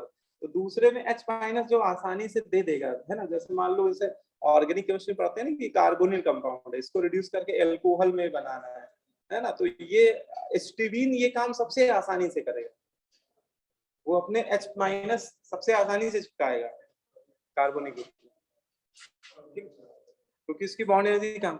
तो बॉन्ड एनर्जी जैसे जैसे कम होती जा रही है वैसे वैसे रिड्यूसिंग पावर बढ़ता जा रहा है। तो इनमें सबसे अच्छा रिड्यूसिंग एजेंट है स्टीवीन, फिर आर्सिन, फिर फॉस्फिन। अमोनिया अपने ग्रुप में सबसे वीकेस्ट रिड्यूसिंग एजेंट है। अमोनिया बेस बहुत अच्छा है, ammonia is the strongest base but weakest reducing agent, है ना। अपने हाँ वो ये अपने विद इन ग्रुप ही बोल रहा हूँ मैं, अपने हाइड्राइड्स में ही बातें हो रही सारी। तो 15 ग्रुप के हाइड्राइड में अमोनिया बेस सबसे अच्छा है लेकिन रिड्यूसिंग एजेंट सबसे बेकार है, ठीक है। यही सेम ऑर्डर ऑक्सीजन फैमिली के हाइड्राइड में देखने को मिलता है, ठीक है। सेम सिमिलर ऑर्डर है, उसमें भी टेलुरियम का साइज सबसे बड़ा है, उसकी बॉन्ड एनर्जी सबसे कम होगी। तो सबसे अच्छा रिड्यूसिंग एजेंट टेलुरियम हाइड्राइड होता है H2Te, उसके बाद H2Se, H2S वाटर। तो ऑक्सीजन फैमिली में भी हाइड्राइड का अगर कभी आपसे पूछ लिया जाए रिड्यूसिंग नेचर तो सिमिलर ऑर्डर बनता है, सेम ऑर्डर है, कोई चेंज नहीं है, ठीक है। लॉजिक भी ऊपर वाला है, ठीक है। अब कभी रीजनिंग क्वेश्चन पूछ दिया जाए कि why stibine is the most powerful reducing agent in hydride of 15 group element, तो आपको सीधे आंसर देना है due to their lowest bond dissociation. सीधे आपको ये जो कीवर्ड है बॉन्ड डिसोसिएशन एनर्जी पे ही आपको कमेंट करना है, या किसी ऑब्जेक्टिव क्वेश्चन में अगर वो बॉन्ड एनर्जी को फोकस कर रहा है तो वही आपको आंसर दीजिए, ठीक है। Reducing behaviour bond energy depend करता है। इसका तीसरा प्रॉपर्टी है ऑर्डर ऑफ थर्मल स्टेबिलिटी, ठीक है। आपको यही सारे हाइड्राइड अगर लिख के दे दिए गए और पूछा है थर्मल स्टेबिलिटी, तो ये हम लोग ऊपर पढ़ ही चुके हैं भाई। देखो जिसकी बॉन्ड एनर्जी ज्यादा है उसकी थर्मल स्टेबिलिटी भी ज्यादा होगी। थर्मल स्टेबिलिटी मतलब कि हीट देकर उसके बॉन्ड तबाह करने हैं आपको, है ना। आपको सारे जैसे अमोनिया के सारे NH बॉन्ड तोड़ने हैं तो उसको हीट, वो भी हीट देकर तोड़ने, थर्मल स्टेबिलिटी की बात हो रही है ना। तो हीट देकर बॉन्ड तोड़ना उसके आसान होंगे जिसकी बॉन्ड डिसोसिएशन एनर्जी क्या है, कम है ना। तो सबसे कम बॉन्ड डिसोसिएशन किसकी है, स्टीवीन की, तो उसकी थर्मल स्टेबिलिटी सबसे कम होगी। तो इसका मतलब सबसे ज्यादा थर्मली स्टेबल कौन होगा हाइड्राइड में, बताओ नाइट्रोजन में? अमोनिया। अमोनिया सबसे ज्यादा थर्मली स्टेबल है। अगर उसको हीट देके उसके बॉन्ड तोड़ना सबसे ज्यादा टेम्परेचर आपको देना, सबसे हीट सप्लाई करनी पड़ेगी। फिर फॉस्फीन, फिर आर्सिन। स्टीवीन को हीट देकर बॉन्ड तोड़ना सबसे आसान, ठीक है।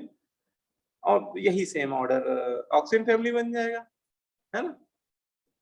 यहाँ लिखना चाहो लिख लीजिएगा कि थर्मल स्टेबिलिटी किसके डायरेक्टली प्रोपोर्शनल है, बॉन्ड, बिल्कुल। Thermal stability directly proportional to bond dissociation energy of EH bond, ठीक, क्लियर है। तो जैसे जैसे as bond dissociation energy decreases thermal stability decreases, directly proportional है। देन इसके बाद अगली प्रॉपर्टी बनती है boiling point, order of boiling, ठीक है। और ये काफी इंपॉर्टेंट है क्योंकि ऑर्डर जैसा होना चाहिए वैसा नहीं है, एबनॉर्मल है, इसलिए ज्यादा पूछा भी जाता है, ठीक है। तो बॉइलिंग पॉइंट का ऑर्डर इंपॉर्टेंट है, क्या है देखो समझिए इसको। बॉइलिंग पॉइंट के लिए जो हम लोग बेसिक थ्योरी पढ़ते आ रहे हैं बचपन से वो थोड़ा पहले रिवाइज करा देते हैं। बोलते हैं कि किसी भी लिक्विड का बॉइलिंग पॉइंट डिपेंड करता है किसके, नेचर ऑफ इंटरमॉलिक्यूलर फोर्सेस पे। इंटरमॉलिक्यूलर फोर्सेस में सबसे स्ट्रॉन्ग होते हैं कौन से इंटरमॉलिक्यूलर फोर्स, मेटालिक बॉन्डिंग। लेकिन नाइट्रोजन फैमिली के हाइड्राइड में मेटालिक बॉन्डिंग की बात नहीं करेंगे क्योंकि सारी मोस्टली क्या है, नॉन मेटल है ना। वो जो मेटल के बॉइलिंग पॉइंट की बात होती है वहां पे आता है, वो केवल मरकरी के लिए देखा जाता है, सही बैठता है, ठीक है। तो यहाँ पे तो उसका कोई मतलब नहीं है, ठीक है। फिर सेकेंड इंटरमॉलिक्यूलर फोर्स होता है हाइड्रोजन बॉन्डिंग, सेकेंड जो प्रायोरिटी देते हैं H बॉन्डिंग। और जिन मॉलिक्यूल में बॉन्डिंग होती है उनका बॉइलिंग पॉइंट काफी होता है। इसके बाद आपका क्या है, वैन डर वाल्स फोर्सेस। तीसरा क्या है, वैन डर वाल्स फोर्सेस। जब हाइड्रोजन बॉन्डिंग नहीं होती है जिन मॉलिक्यूल में, तो वहां पे बॉइलिंग पॉइंट डिपेंड करता है किस पे, van der Waals forces of attraction पे। और वैन डर वाल्स फोर्सेस का जो मैग्नीट्यूड होता है वो मॉलिक्यूल के सरफेस एरिया पे डिपेंड करता है ना, और डायरेक्टली प्रोपोर्शनल होता है। जितना ज्यादा सरफेस एरिया उतना van der Waals force of attraction का मैग्नीट्यूड भी ज्यादा, ठीक है। जिसका अच्छा मोलर मास से भी देख सकते हो, जितना मोलर मास ज्यादा होगा, ऑब्वियस है ये दोनों पॉइंट एक दूसरे से कनेक्टेड ही है, मोलर मास ज्यादा होगा सरफेस एरिया भी ज्यादा होगा। तो सरफेस जितना ज्यादा सरफेस एरिया होगा, क्योंकि सरफेस के हर एक पॉइंट से लगते हैं van der Waals force, surface के हर एक पॉइंट से van der Waals force arise होते हैं, तो सरफेस एरिया बड़ा होगा तो वैन डर वाल्स फोर्स भी ज्यादा होगा, ठीक है। तो इस थ्योरी के अकॉर्डिंग हम लोग अगर देखें तो नाइट्रोजन फैमिली के अगर हाइड्राइड हम लोग लिखे तो सबसे देखो अमोनिया में तो हाइड्रोजन बॉन्डिंग प्रेजेंट है ना, उसके हाइड्रोजन नाइट्रोजन से कनेक्टेड है, नाइट्रोजन से कनेक्टेड हाइड्रोजन एक्टिव हाइड्रोजन होते हैं, बॉन्डिंग बना रहे हैं। लेकिन बाकी बेटा जो है ये फास्फोरस, आर्सेनिक और एंटीमनी के हाइड्रोजन एक्टिव हाइड्रोजन नहीं है, they can't form hydrogen bonding, ये हाइड्रोजन बॉन्ड का फॉर्मेशन नहीं कर सकते। वैन डर वाल्स फोर्स वाला पॉइंट फिर से बताऊं, देखो वैन डर वाल्स वाला पॉइंट ये याद रखना कि van der Waals force of attraction जो है वो सरफेस एरिया पे डिपेंड करेगा। मॉलिक्यूल का सरफेस एरिया जितना ज्यादा होता है उसके वैन डर वाल्स फोर्स भी उतने ही स्ट्रॉन्गर होते हैं, ठीक है।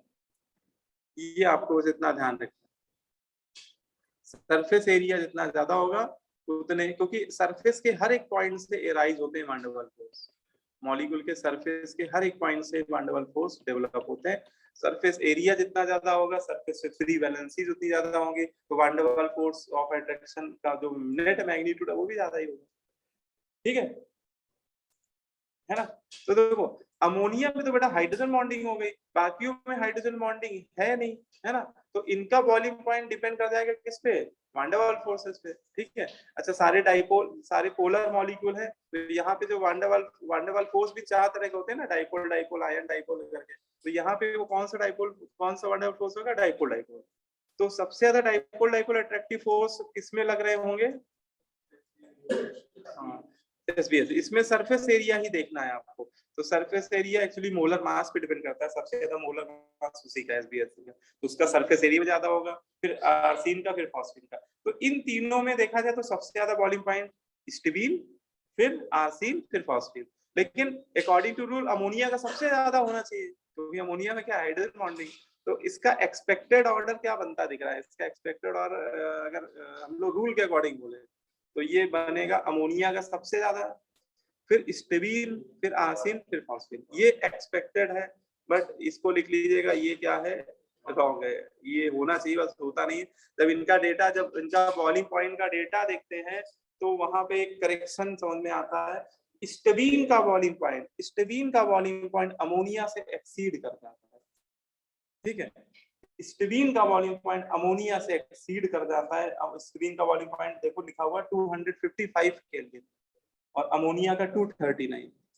तो यहाँ पे जो थ्योरी है, जहाँ पे जो लॉजिक है वो पूरी तरह से करेक्ट नहीं बैठ रहा है। बस यही एक ऐसी फैमिली जिसमें ये लॉजिक बॉइलिंग पॉइंट वाला सही नहीं बैठता, बाकी सब में बैठ जाता है, ठीक है। तो नाइट्रोजन फैमिली के हाइड्राइड से ध्यान रखना कि स्टीबिन का बॉइलिंग पॉइंट ज्यादा होता है। अब यहाँ पे क्वेश्चन भी आपसे अगर पूछा जाएगा तो कहीं ना कहीं वो इसी चीज को पिक्चर में लाएगा कि स्टीबिन का बॉइलिंग पॉइंट अमोनिया से क्यों ज्यादा है,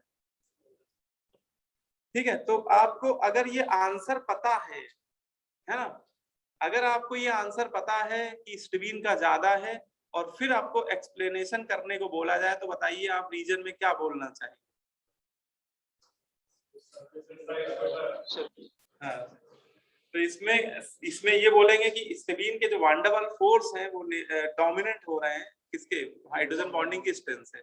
उसके लिए ये बोलेंगे कि नाइट्रोजन की जो हाइड्रोजन बॉन्डिंग है, ये शायद 11th में जब मैं पढ़ाता हूँ तो ये कई बार बताता भी हूँ कि सबसे स्ट्रॉन्ग हाइड्रोजन बॉन्डिंग फ्लोरीन वाली होती है, फ्लोरीन के एक्टिव हाइड्रोजन, फिर ऑक्सीजन के। नाइट्रोजन की जो हाइड्रोजन बॉन्डिंग होती है वो कहने को हम लोग कहते जरूर है बॉन्डिंग, लेकिन बहुत स्ट्रॉन्ग नहीं होती है।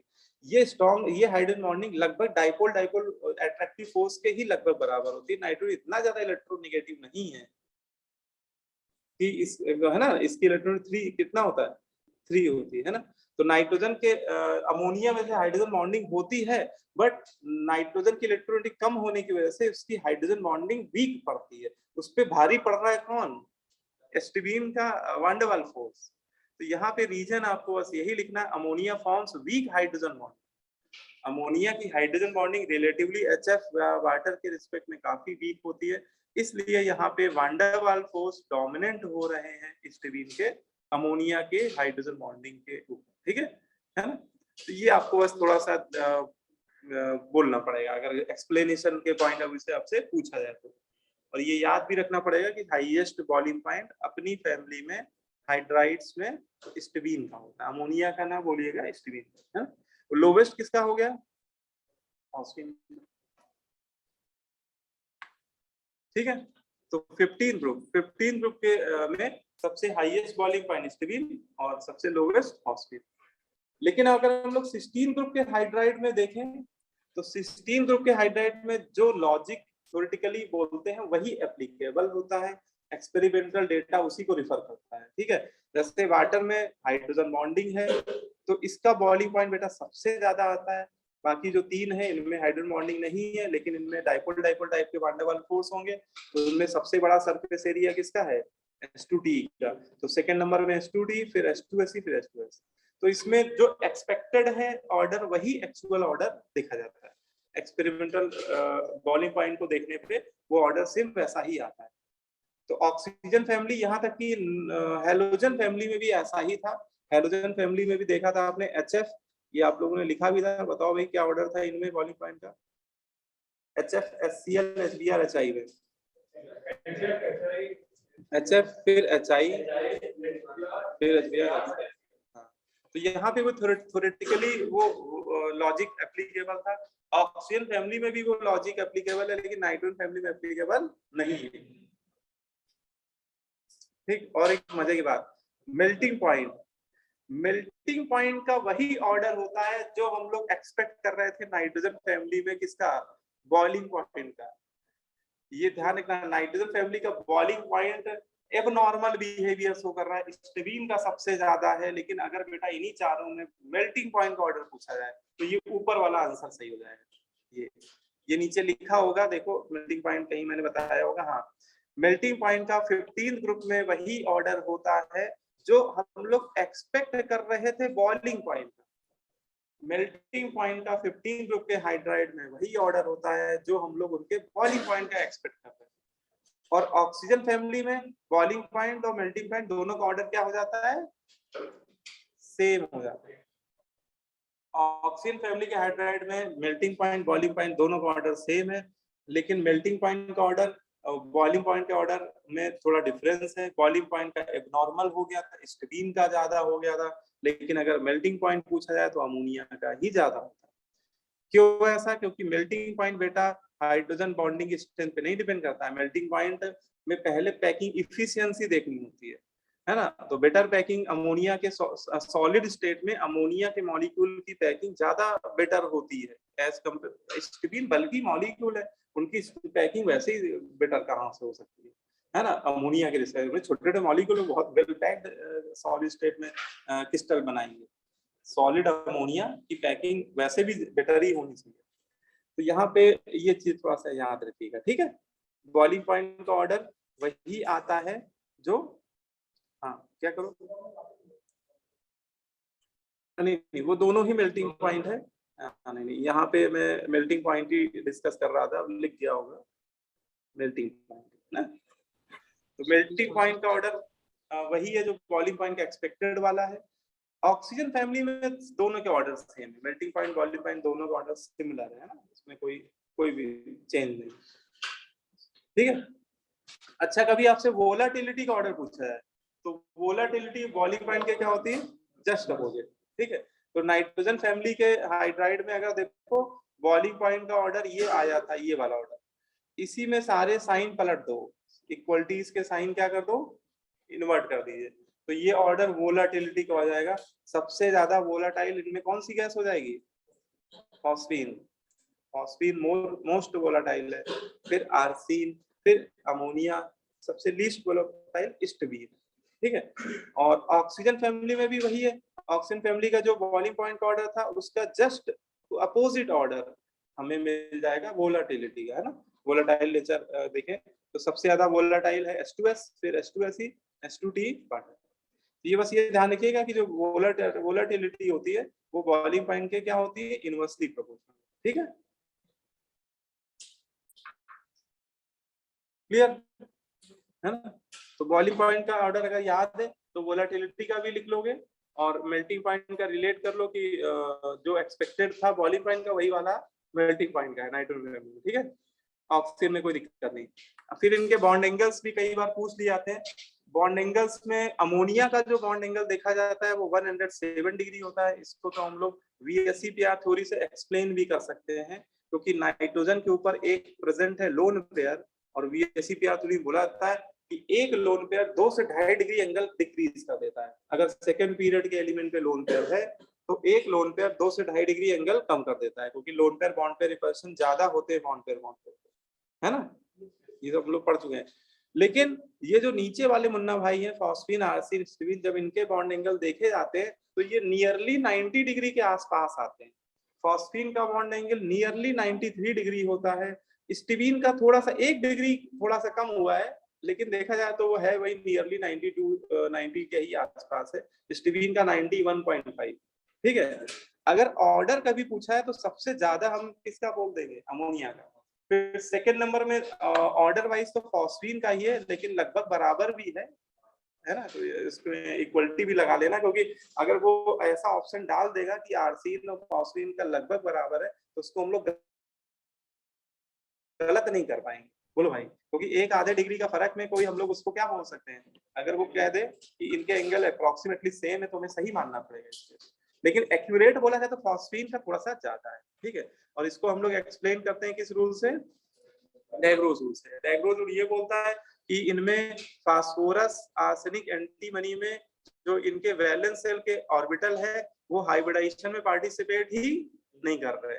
इनके प्योर p ऑर्बिटल जो है px, py, pz, वो हाइड्रोजन के साथ कोवेलेंट बॉन्ड का फॉर्मेशन कर रहे हैं, है ना। तो डायग्रोज रूल के अकॉर्डिंग लिख लीजिए, नो हाइब्रिडाइजेशन टेक्स प्लेस। कोई पूछे फॉस्फीन में क्या हाइब्रिडाइजेशन होता है तो बोल दीजिएगा नो हाइब्रिडाइजेशन, होता ही नहीं है, ठीक है। डायग्रोज रूल लगता ही थर्ड पीरियड ऑनवर्ड्स वाले एलिमेंट में। और क्या कंडीशन होती है डायग्रोज रूल की, मतलब किस केस में वो लगता है।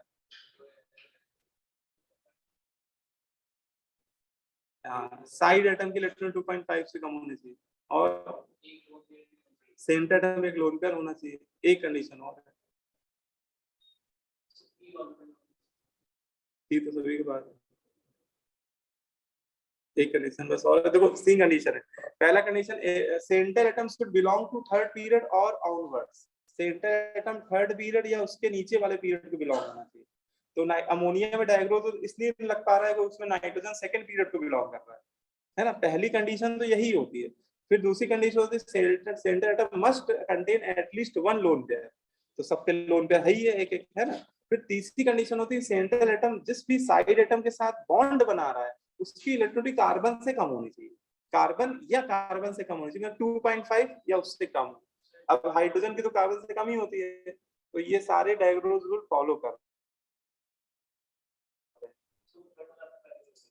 थर्ड में क्या है कि side atom, the electronegativity of side atom should be less than 2.5। Side atom की इलेक्ट्रोनेगेटिविटी 2.5 कार्बन की होती है।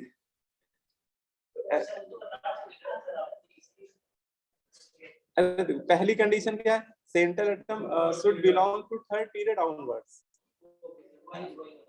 सेकंड में कम से कम एक लोन पेयर होना चाहिए सेंटर के पास। तीसरी कंडीशन में साइड एटम के लिए है कि साइड एटम जो है उसकी electronegativity of side atom should be less then carbon. Carbon की 2.5 होती, ऐसे इसको याद कर सकते हैं, ठीक है।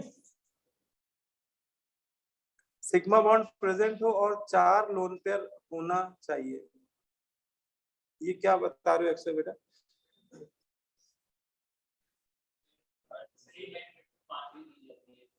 हाँ? अच्छा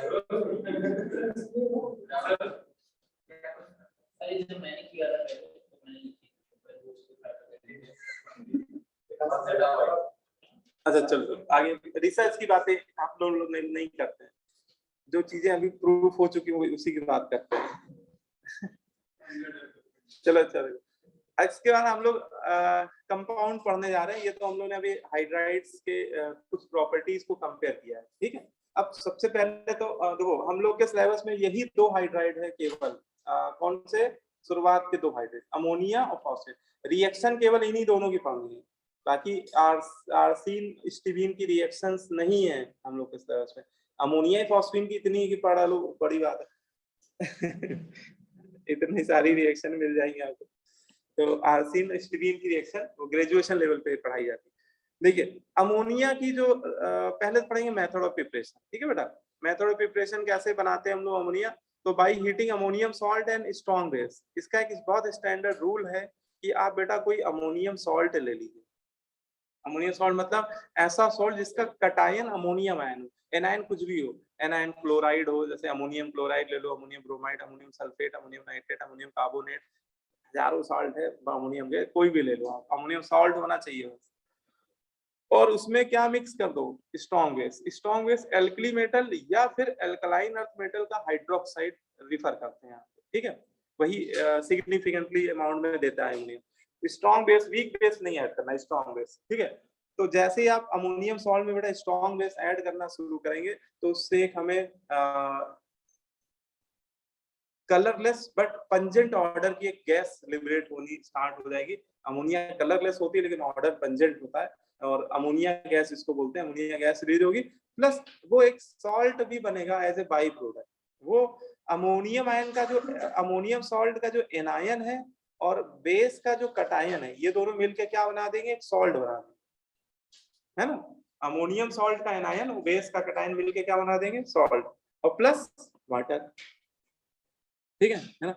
ये रिएक्शन, अब देखो ये कुछ रिएक्शंस लिखी हुई है, इनमें हम लोग को प्रोडक्ट फिल करना है।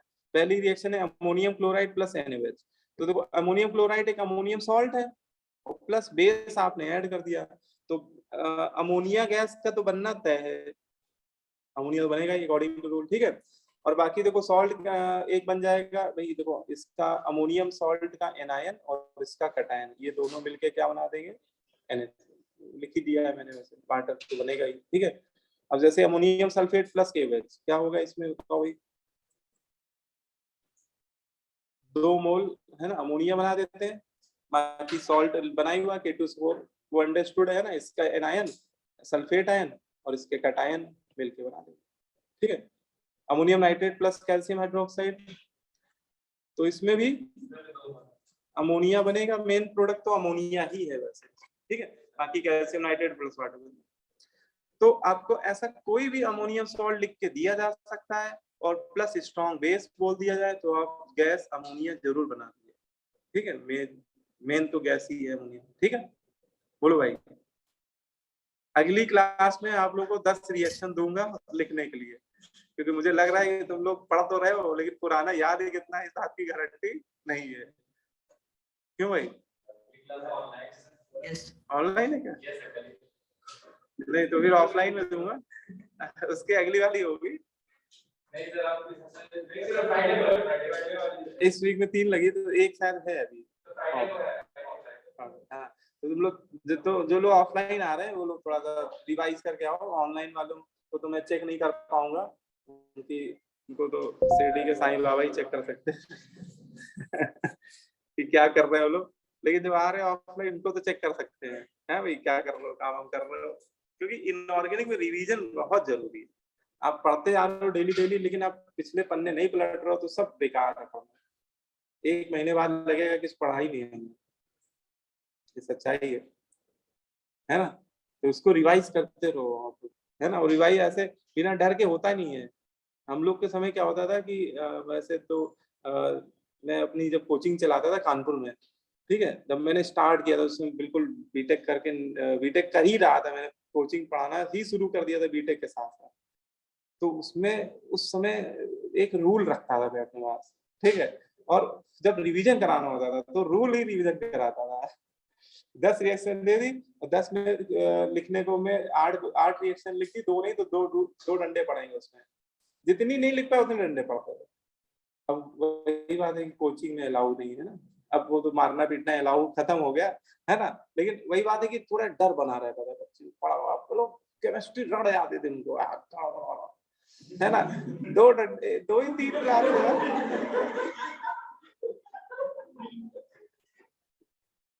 अब बेटा मैं आदित्य बेटा ऑनलाइन में कैसे आऊंगा?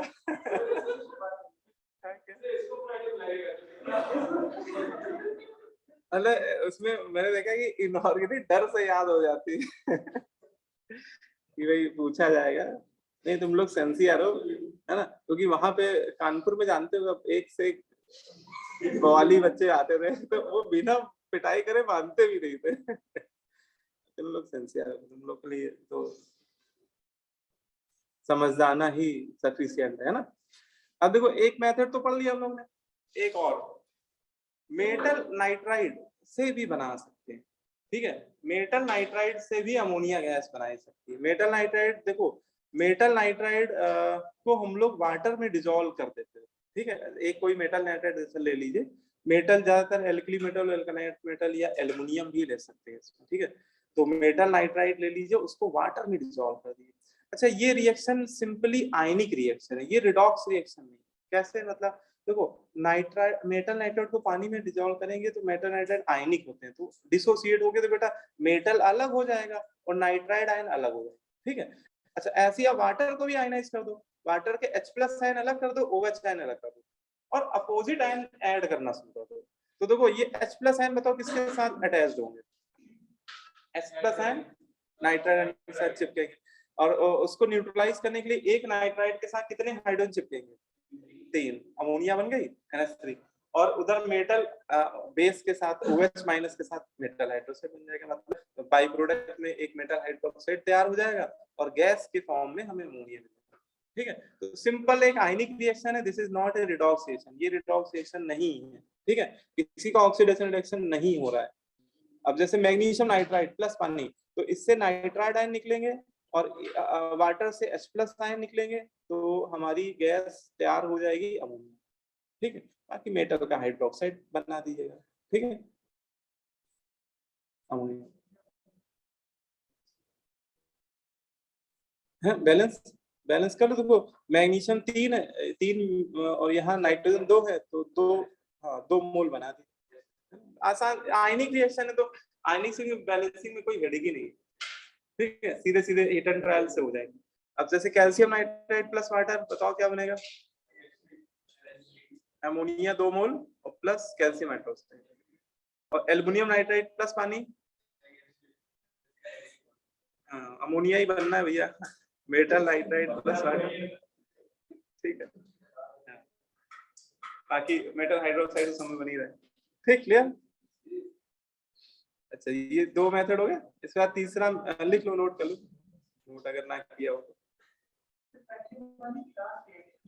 हाँ अच्छा, पहले वाली last, ammonium nitrate plus calcium hydroxide, मेरी ऊपर होना है,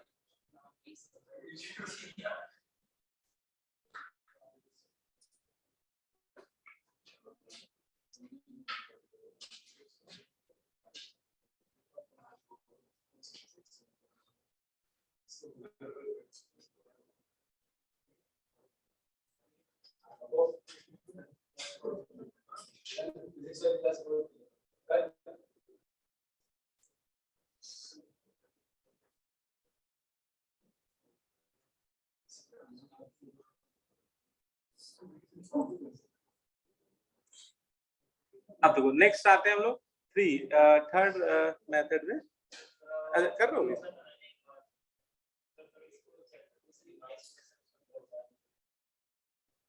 रिवाइज मतलब रिवाइज कैसे करी, करो वो एक ही तरीका है,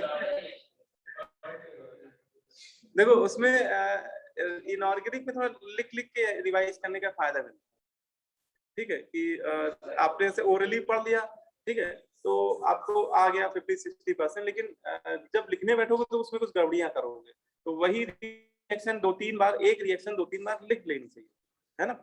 एक रफ आप कॉपी खरीद लीजिए, है ना, मतलब कि प्रैक्टिस के लिए। उसमें जो भी रिएक्शन रिवाइज करनी है उनको 2-3 बार लिख लीजिए आप, लिखने से पक्की हो जाती है ना। और लिखेंगे नहीं तो वो कहीं ना कहीं वो या तो बाई प्रोडक्ट भूल जाओगे या कुछ ना कुछ गड़बड़ हो जाएगा, है ना।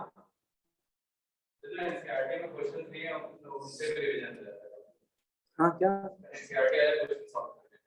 हाँ क्वेश्चन के थ्रू रिवीजन भी करना बेहतर ही रहता है ना। लेकिन एक बार पक्का रिवीजन अच्छे से हो जाए फिर क्वेश्चन लगाओ तो ज्यादा मजा आता है ना।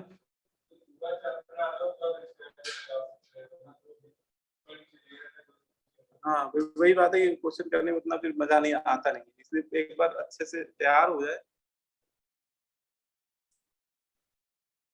ठीक है। तो हाँ अब आते हैं हम लोग next, qualitative estimation of nitrogen. Nitrogen का क्वालिटेटिव एस्टिमेशन कैसे करते हैं, ठीक है। एक तरीका और वर्कशीट के थ्रू भी रिवीजन हो सकता है आप लोगों को।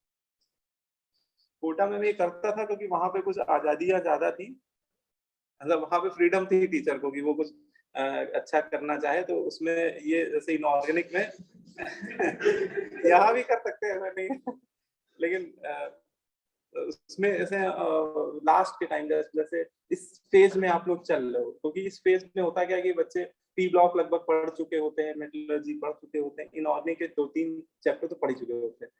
तो उस टाइम क्लास में एक वर्कशीट तैयार कर लेते थे हम लोग, ठीक है। उसमें ज्यादा नहीं 5 रिएक्शन रहते थे क्योंकि वहां पे भीड़ होती थी बहुत ज्यादा, और भयानक भीड़ होती थी इतने बच्चे तो पहली बार पढ़ा रहे हैं, इतने कम बच्चे, स्ट्रेंथ में 200 बच्चे बैठते थे। अब हम लोग ऑडिटोरियम में बैठते थे तो बच्चों, हम लोग को बच्चों के हेड दिखते थे, मेन चेहरा तो पीछे वालों को दिखता ही नहीं था, है ना। 200 बैच का बैच 200 170 मिनिमम स्ट्रेंथ थी वहां, 300 बच्चों में।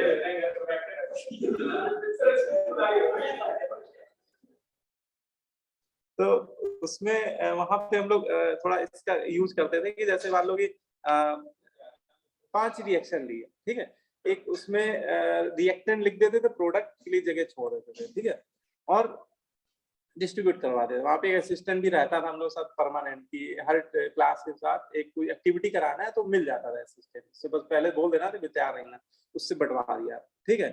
और फिर हम मतलब स्टार्ट, मतलब कि किसी बच्चे को खड़ा कर, अब सबसे तो नहीं हो पाता था, बीच बीच में खड़े करके पूछते थे पहली रिएक्शन बताओ, दूसरी बताओ, तीसरी बताओ, चौथी बताओ, तो उससे पता चल जाता था, डर भी बना देता था, हाँ सब पूछ देते हैं, इंसल्ट हो जाएगी, ये है वो है, तो थोड़ा सा बच्चों के अंदर, लेकिन डेली करते थे, मतलब फिर पी ब्लॉक में डेली 5 रिएक्शन, तो 1 महीने तक जब ऐसे करते थे तो उनको डेली, मतलब बच्चा कितना भी हो पढ़ने ही आता है कोटा में, है ना।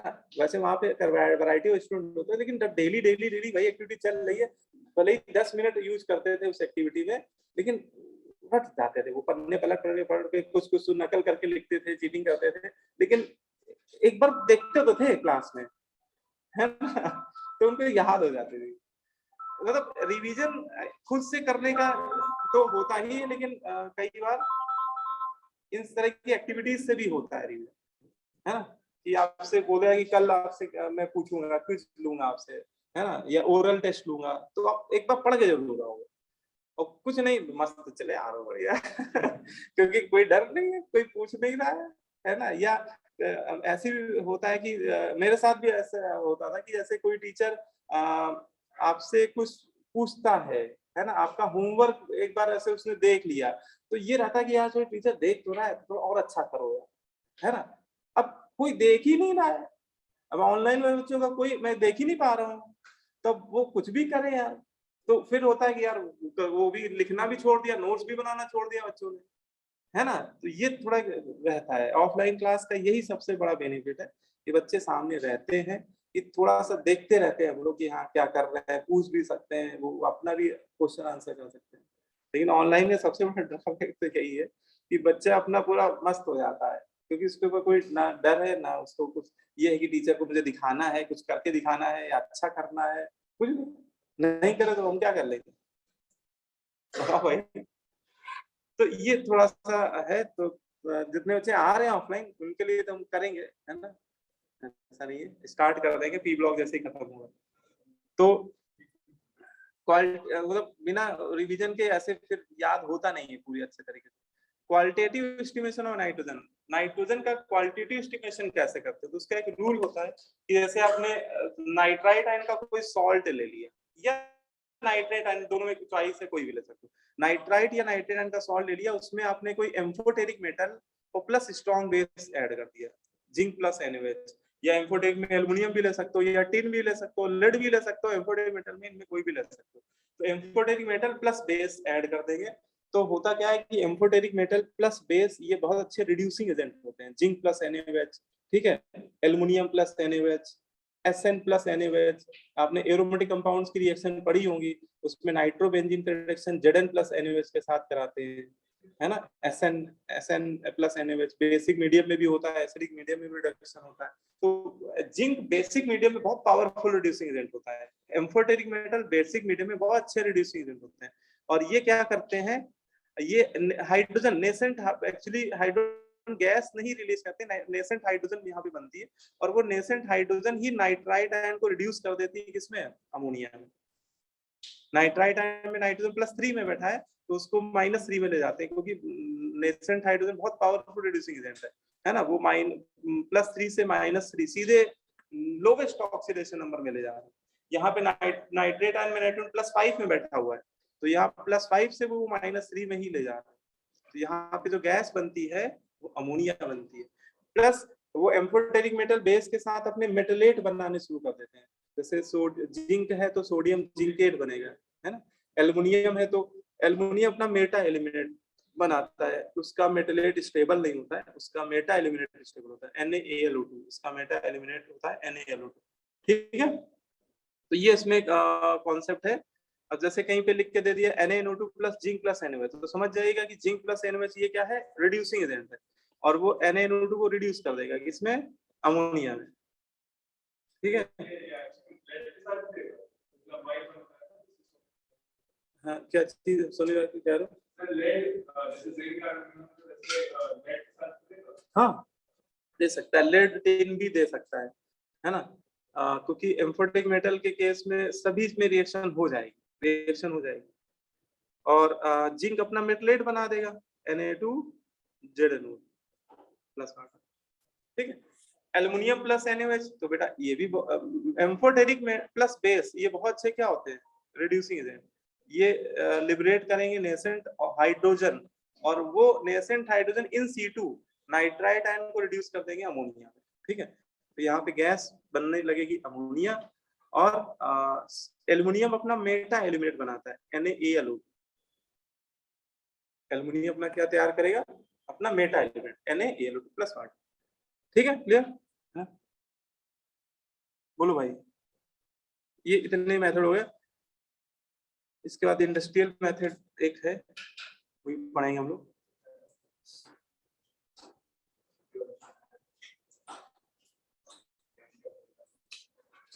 ठीक, क्लियर? अब देखो इंडस्ट्रियल प्रोसेस में जो सबसे पॉपुलर मेथड है वो अमोनिया बनाने का हैबर प्रोसेस है ना। ये आप लोग सुना भी होगा कई जगह। हैबर प्रोसेस में हम लोग दो गैसें लेते हैं, नाइट्रोजन और हाइड्रोजन। हाँ, इसमें जो ये कंडीशन है, ये इस पे बहुत ज्यादा क्वेश्चन पूछे आते हैं। ये सर्वे जो पेपर हुआ था ना, अच्छा, उसमें इसके ऊपर क्वेश्चन था, उसको पूछा था कैटलिस्ट क्या है। अच्छा, कैटलिस्ट आयरन प्लस मॉलिब्डेनम, ठीक है, बढ़िया। तो इसमें ये पूछे जाते हैं चीजें। तो नाइट्रोजन और हाइड्रोजन ये दोनों गैसें मिक्स करते हैं हम लोग, है ना। और टेम्परेचर थोड़ा ज्यादा लेना होता है, 500 डिग्री सेल्सियस रिएक्शन लेते हैं, और प्रेशर भी काफी ज्यादा होता है, 200 atm। वैसे ये रिवर्सिबल रिएक्शन होती है, N2+H2 एक रिवर्सिबल रिएक्शन है, लेकिन बेटर यील्ड अमोनिया अगर बेटर यील्ड से बनाना चाह रहे हो तो आपको ये कंडीशंस लेनी पड़ेगी, है ना। 500 डिग्री से टेम्परेचर ये इसका ऑप्टिमम टेम्परेचर होता है, ये प्रेशर होता है। कैटलिस्ट याद रखिएगा, बहुत ज्यादा पूछा भी जाता है, आयरन प्लस मॉलिब्डेनम का मिक्सचर होता है। आयरन इसमें पॉजिटिव कैटलिस्ट होता है, आयरन इसमें कैसे बिहेव करता है, पॉजिटिव कैटलिस्ट की तरह बिहेव करता है, और जो मॉलिब्डेनम है वो कैटलिस्ट प्रमोटर की तरह बिहेव करता है, अच्छा, ये कैटलिस्ट प्रमोटर क्या होता है?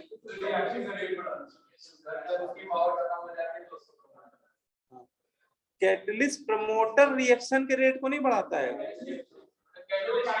हाँ, वो कैटलिस्ट की एक्टिविटी को प्रमोट करता है, वो कैटलिस्ट के रिएक्टिविटी को प्रमोट करता है। ठीक है, तो ये रिएक्शन, अच्छा नहीं, ये रिएक्शन रिवर्सिबल ऐसा नहीं कि नहीं होगी, लेकिन थोड़ा सा नेचर इसका रिवर्सिबल रहेगा, लेकिन इस कंडीशन में बेस्ट यील्ड मिलती है ना। तो अगर यहाँ पे रिवर्सिबल साइन बनाना चाहो बना लो, बैकवर्ड एरो छोटा बनाना, मतलब इस कंडीशन में ये रिएक्शन फॉरवर्ड डायरेक्शन में डोमिनेंट है। ठीक है, लेकिन ये भी नहीं कि 100% नहीं मिलेगी, क्योंकि रिवर्सिबल नेचर इसका इस कंडीशन में भी होता है ना। अमोनिया का बनना ही N2H2 से रिवर्सिबल है, और ये रिएक्शन एक्सोथर्मिक भी होती है ना, इसमें हीट भी रिलीज होती है। लेकिन ये जो कैटलिस्ट ले रहे आयरन मॉलिब्डेनम, ये ओल्ड कैटलिस्ट माना जाता है। आज की डेट में इंडस्ट्रियल स्केल में आयरन मॉलिब्डेनम को नहीं यूज किया जाता है। इसका रीजन ये है कि जिसमें आयरन है, इसका कोरोजन होना स्टार्ट हो जाता है। आयरन बहुत जल्दी रस्टिंग होती है, आयरन में रस्ट जंग लगने लगती है, तो उसको फिर हमें कुछ महीनों में बदलना पड़ता है, कैटलिस्ट चैम्बर में आयरन को रिप्लेस करता रहना पड़ता है। तो थोड़ा मेथड कॉस्टली हो जाता है, तो उसके लिए एक एनसीईआरटी ने मॉडर्न कैटलिस्ट का भी डिस्कशन किया है इसी मेथड में। एनसीईआरटी ने बताया है कि आज की डेट में मॉडर्न कैटलिस्ट में केवल आयरन ना लेके आयरन का ऑक्साइड ले लेते हैं, FeO, प्लस उसमें पोटेशियम ऑक्साइड मिला देते हैं। ये दोनों पॉजिटिव कैटलिस्ट की तरह बिहेव करते हैं, और मॉलिब्डेनम की जगह एल्यूमिना को दिया जाता है। तो इस पे भी क्वेश्चन पूछा जा सकता है आपसे, है ना, क्योंकि आयरन प्लस मॉलिब्डेनम ये तो बहुत कॉमन है, ये आप लोग पढ़े होंगे तो रटे भी होंगे, लेकिन ये वाला भी याद रखना, ठीक है, कि इसमें ये वाला भी यूज करते हैं। K2O प्लस FeO का मिक्सचर पॉजिटिव कैटलिस्ट की तरह बिहेव करता है, और Al2O3 कैटलिस्ट प्रमोटर की तरह। ठीक है, मॉडर्न कैटलिस्ट हैबर प्रोसेस। दूसरा इंडस्ट्रियल प्रोसेस है साइनामाइड प्रोसेस, ये भी इंडस्ट्रियल प्रोसेस ही है। इसमें क्या करते हैं, इसमें कैल्शियम कार्बाइड लेते हैं और उसमें नाइट्रोजन गैस पास कराते हैं। टेम्परेचर इसमें लगभग 1000 डिग्री सेल्सियस होता है, केल्विन में हाँ 273 ऐड कर दो तो 1273 हो जाएगा। तो कैल्शियम कार्बाइड नाइट्रोजन से रिएक्ट करता है 1000 डिग्री सेल्सियस के आसपास, तो ये एक बनाता है नाइट्रोलिम नाम का एक कंपाउंड बनाता है। नाइट्रोलिम समझ लो क्या है? नाइट्रोलिम एक्चुअली कैल्शियम साइनामाइड और कोक का मिक्सचर होता है। Nitrolim is a mixture of calcium cyanamide plus Coke. ठीक है, ये कंपाउंड इसको क्या पढ़ते हैं, कैल्शियम साइनामाइड, है ना। साइनामाइड क्यों बोल रहे हैं,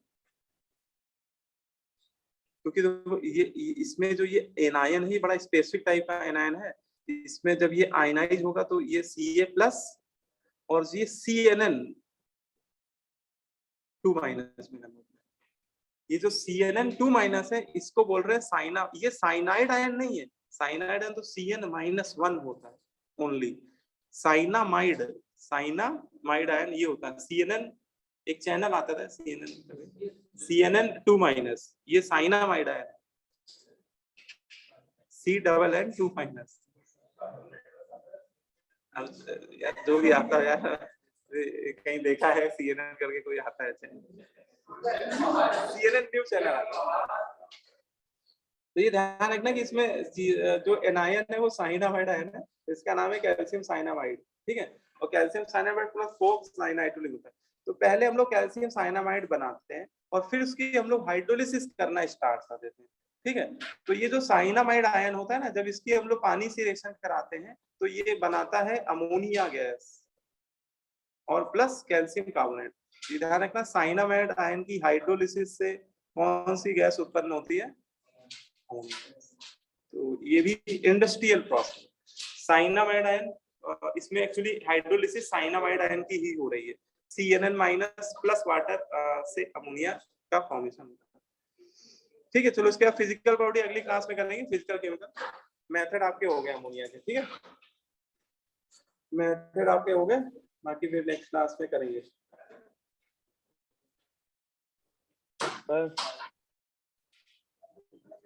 हाँ हाँ बोलो बेटा। सर वो बिस्मत वाला मैंने आपको व्हाट्सएप पे भेज दिया है। हाँ क्या कह रहे हो?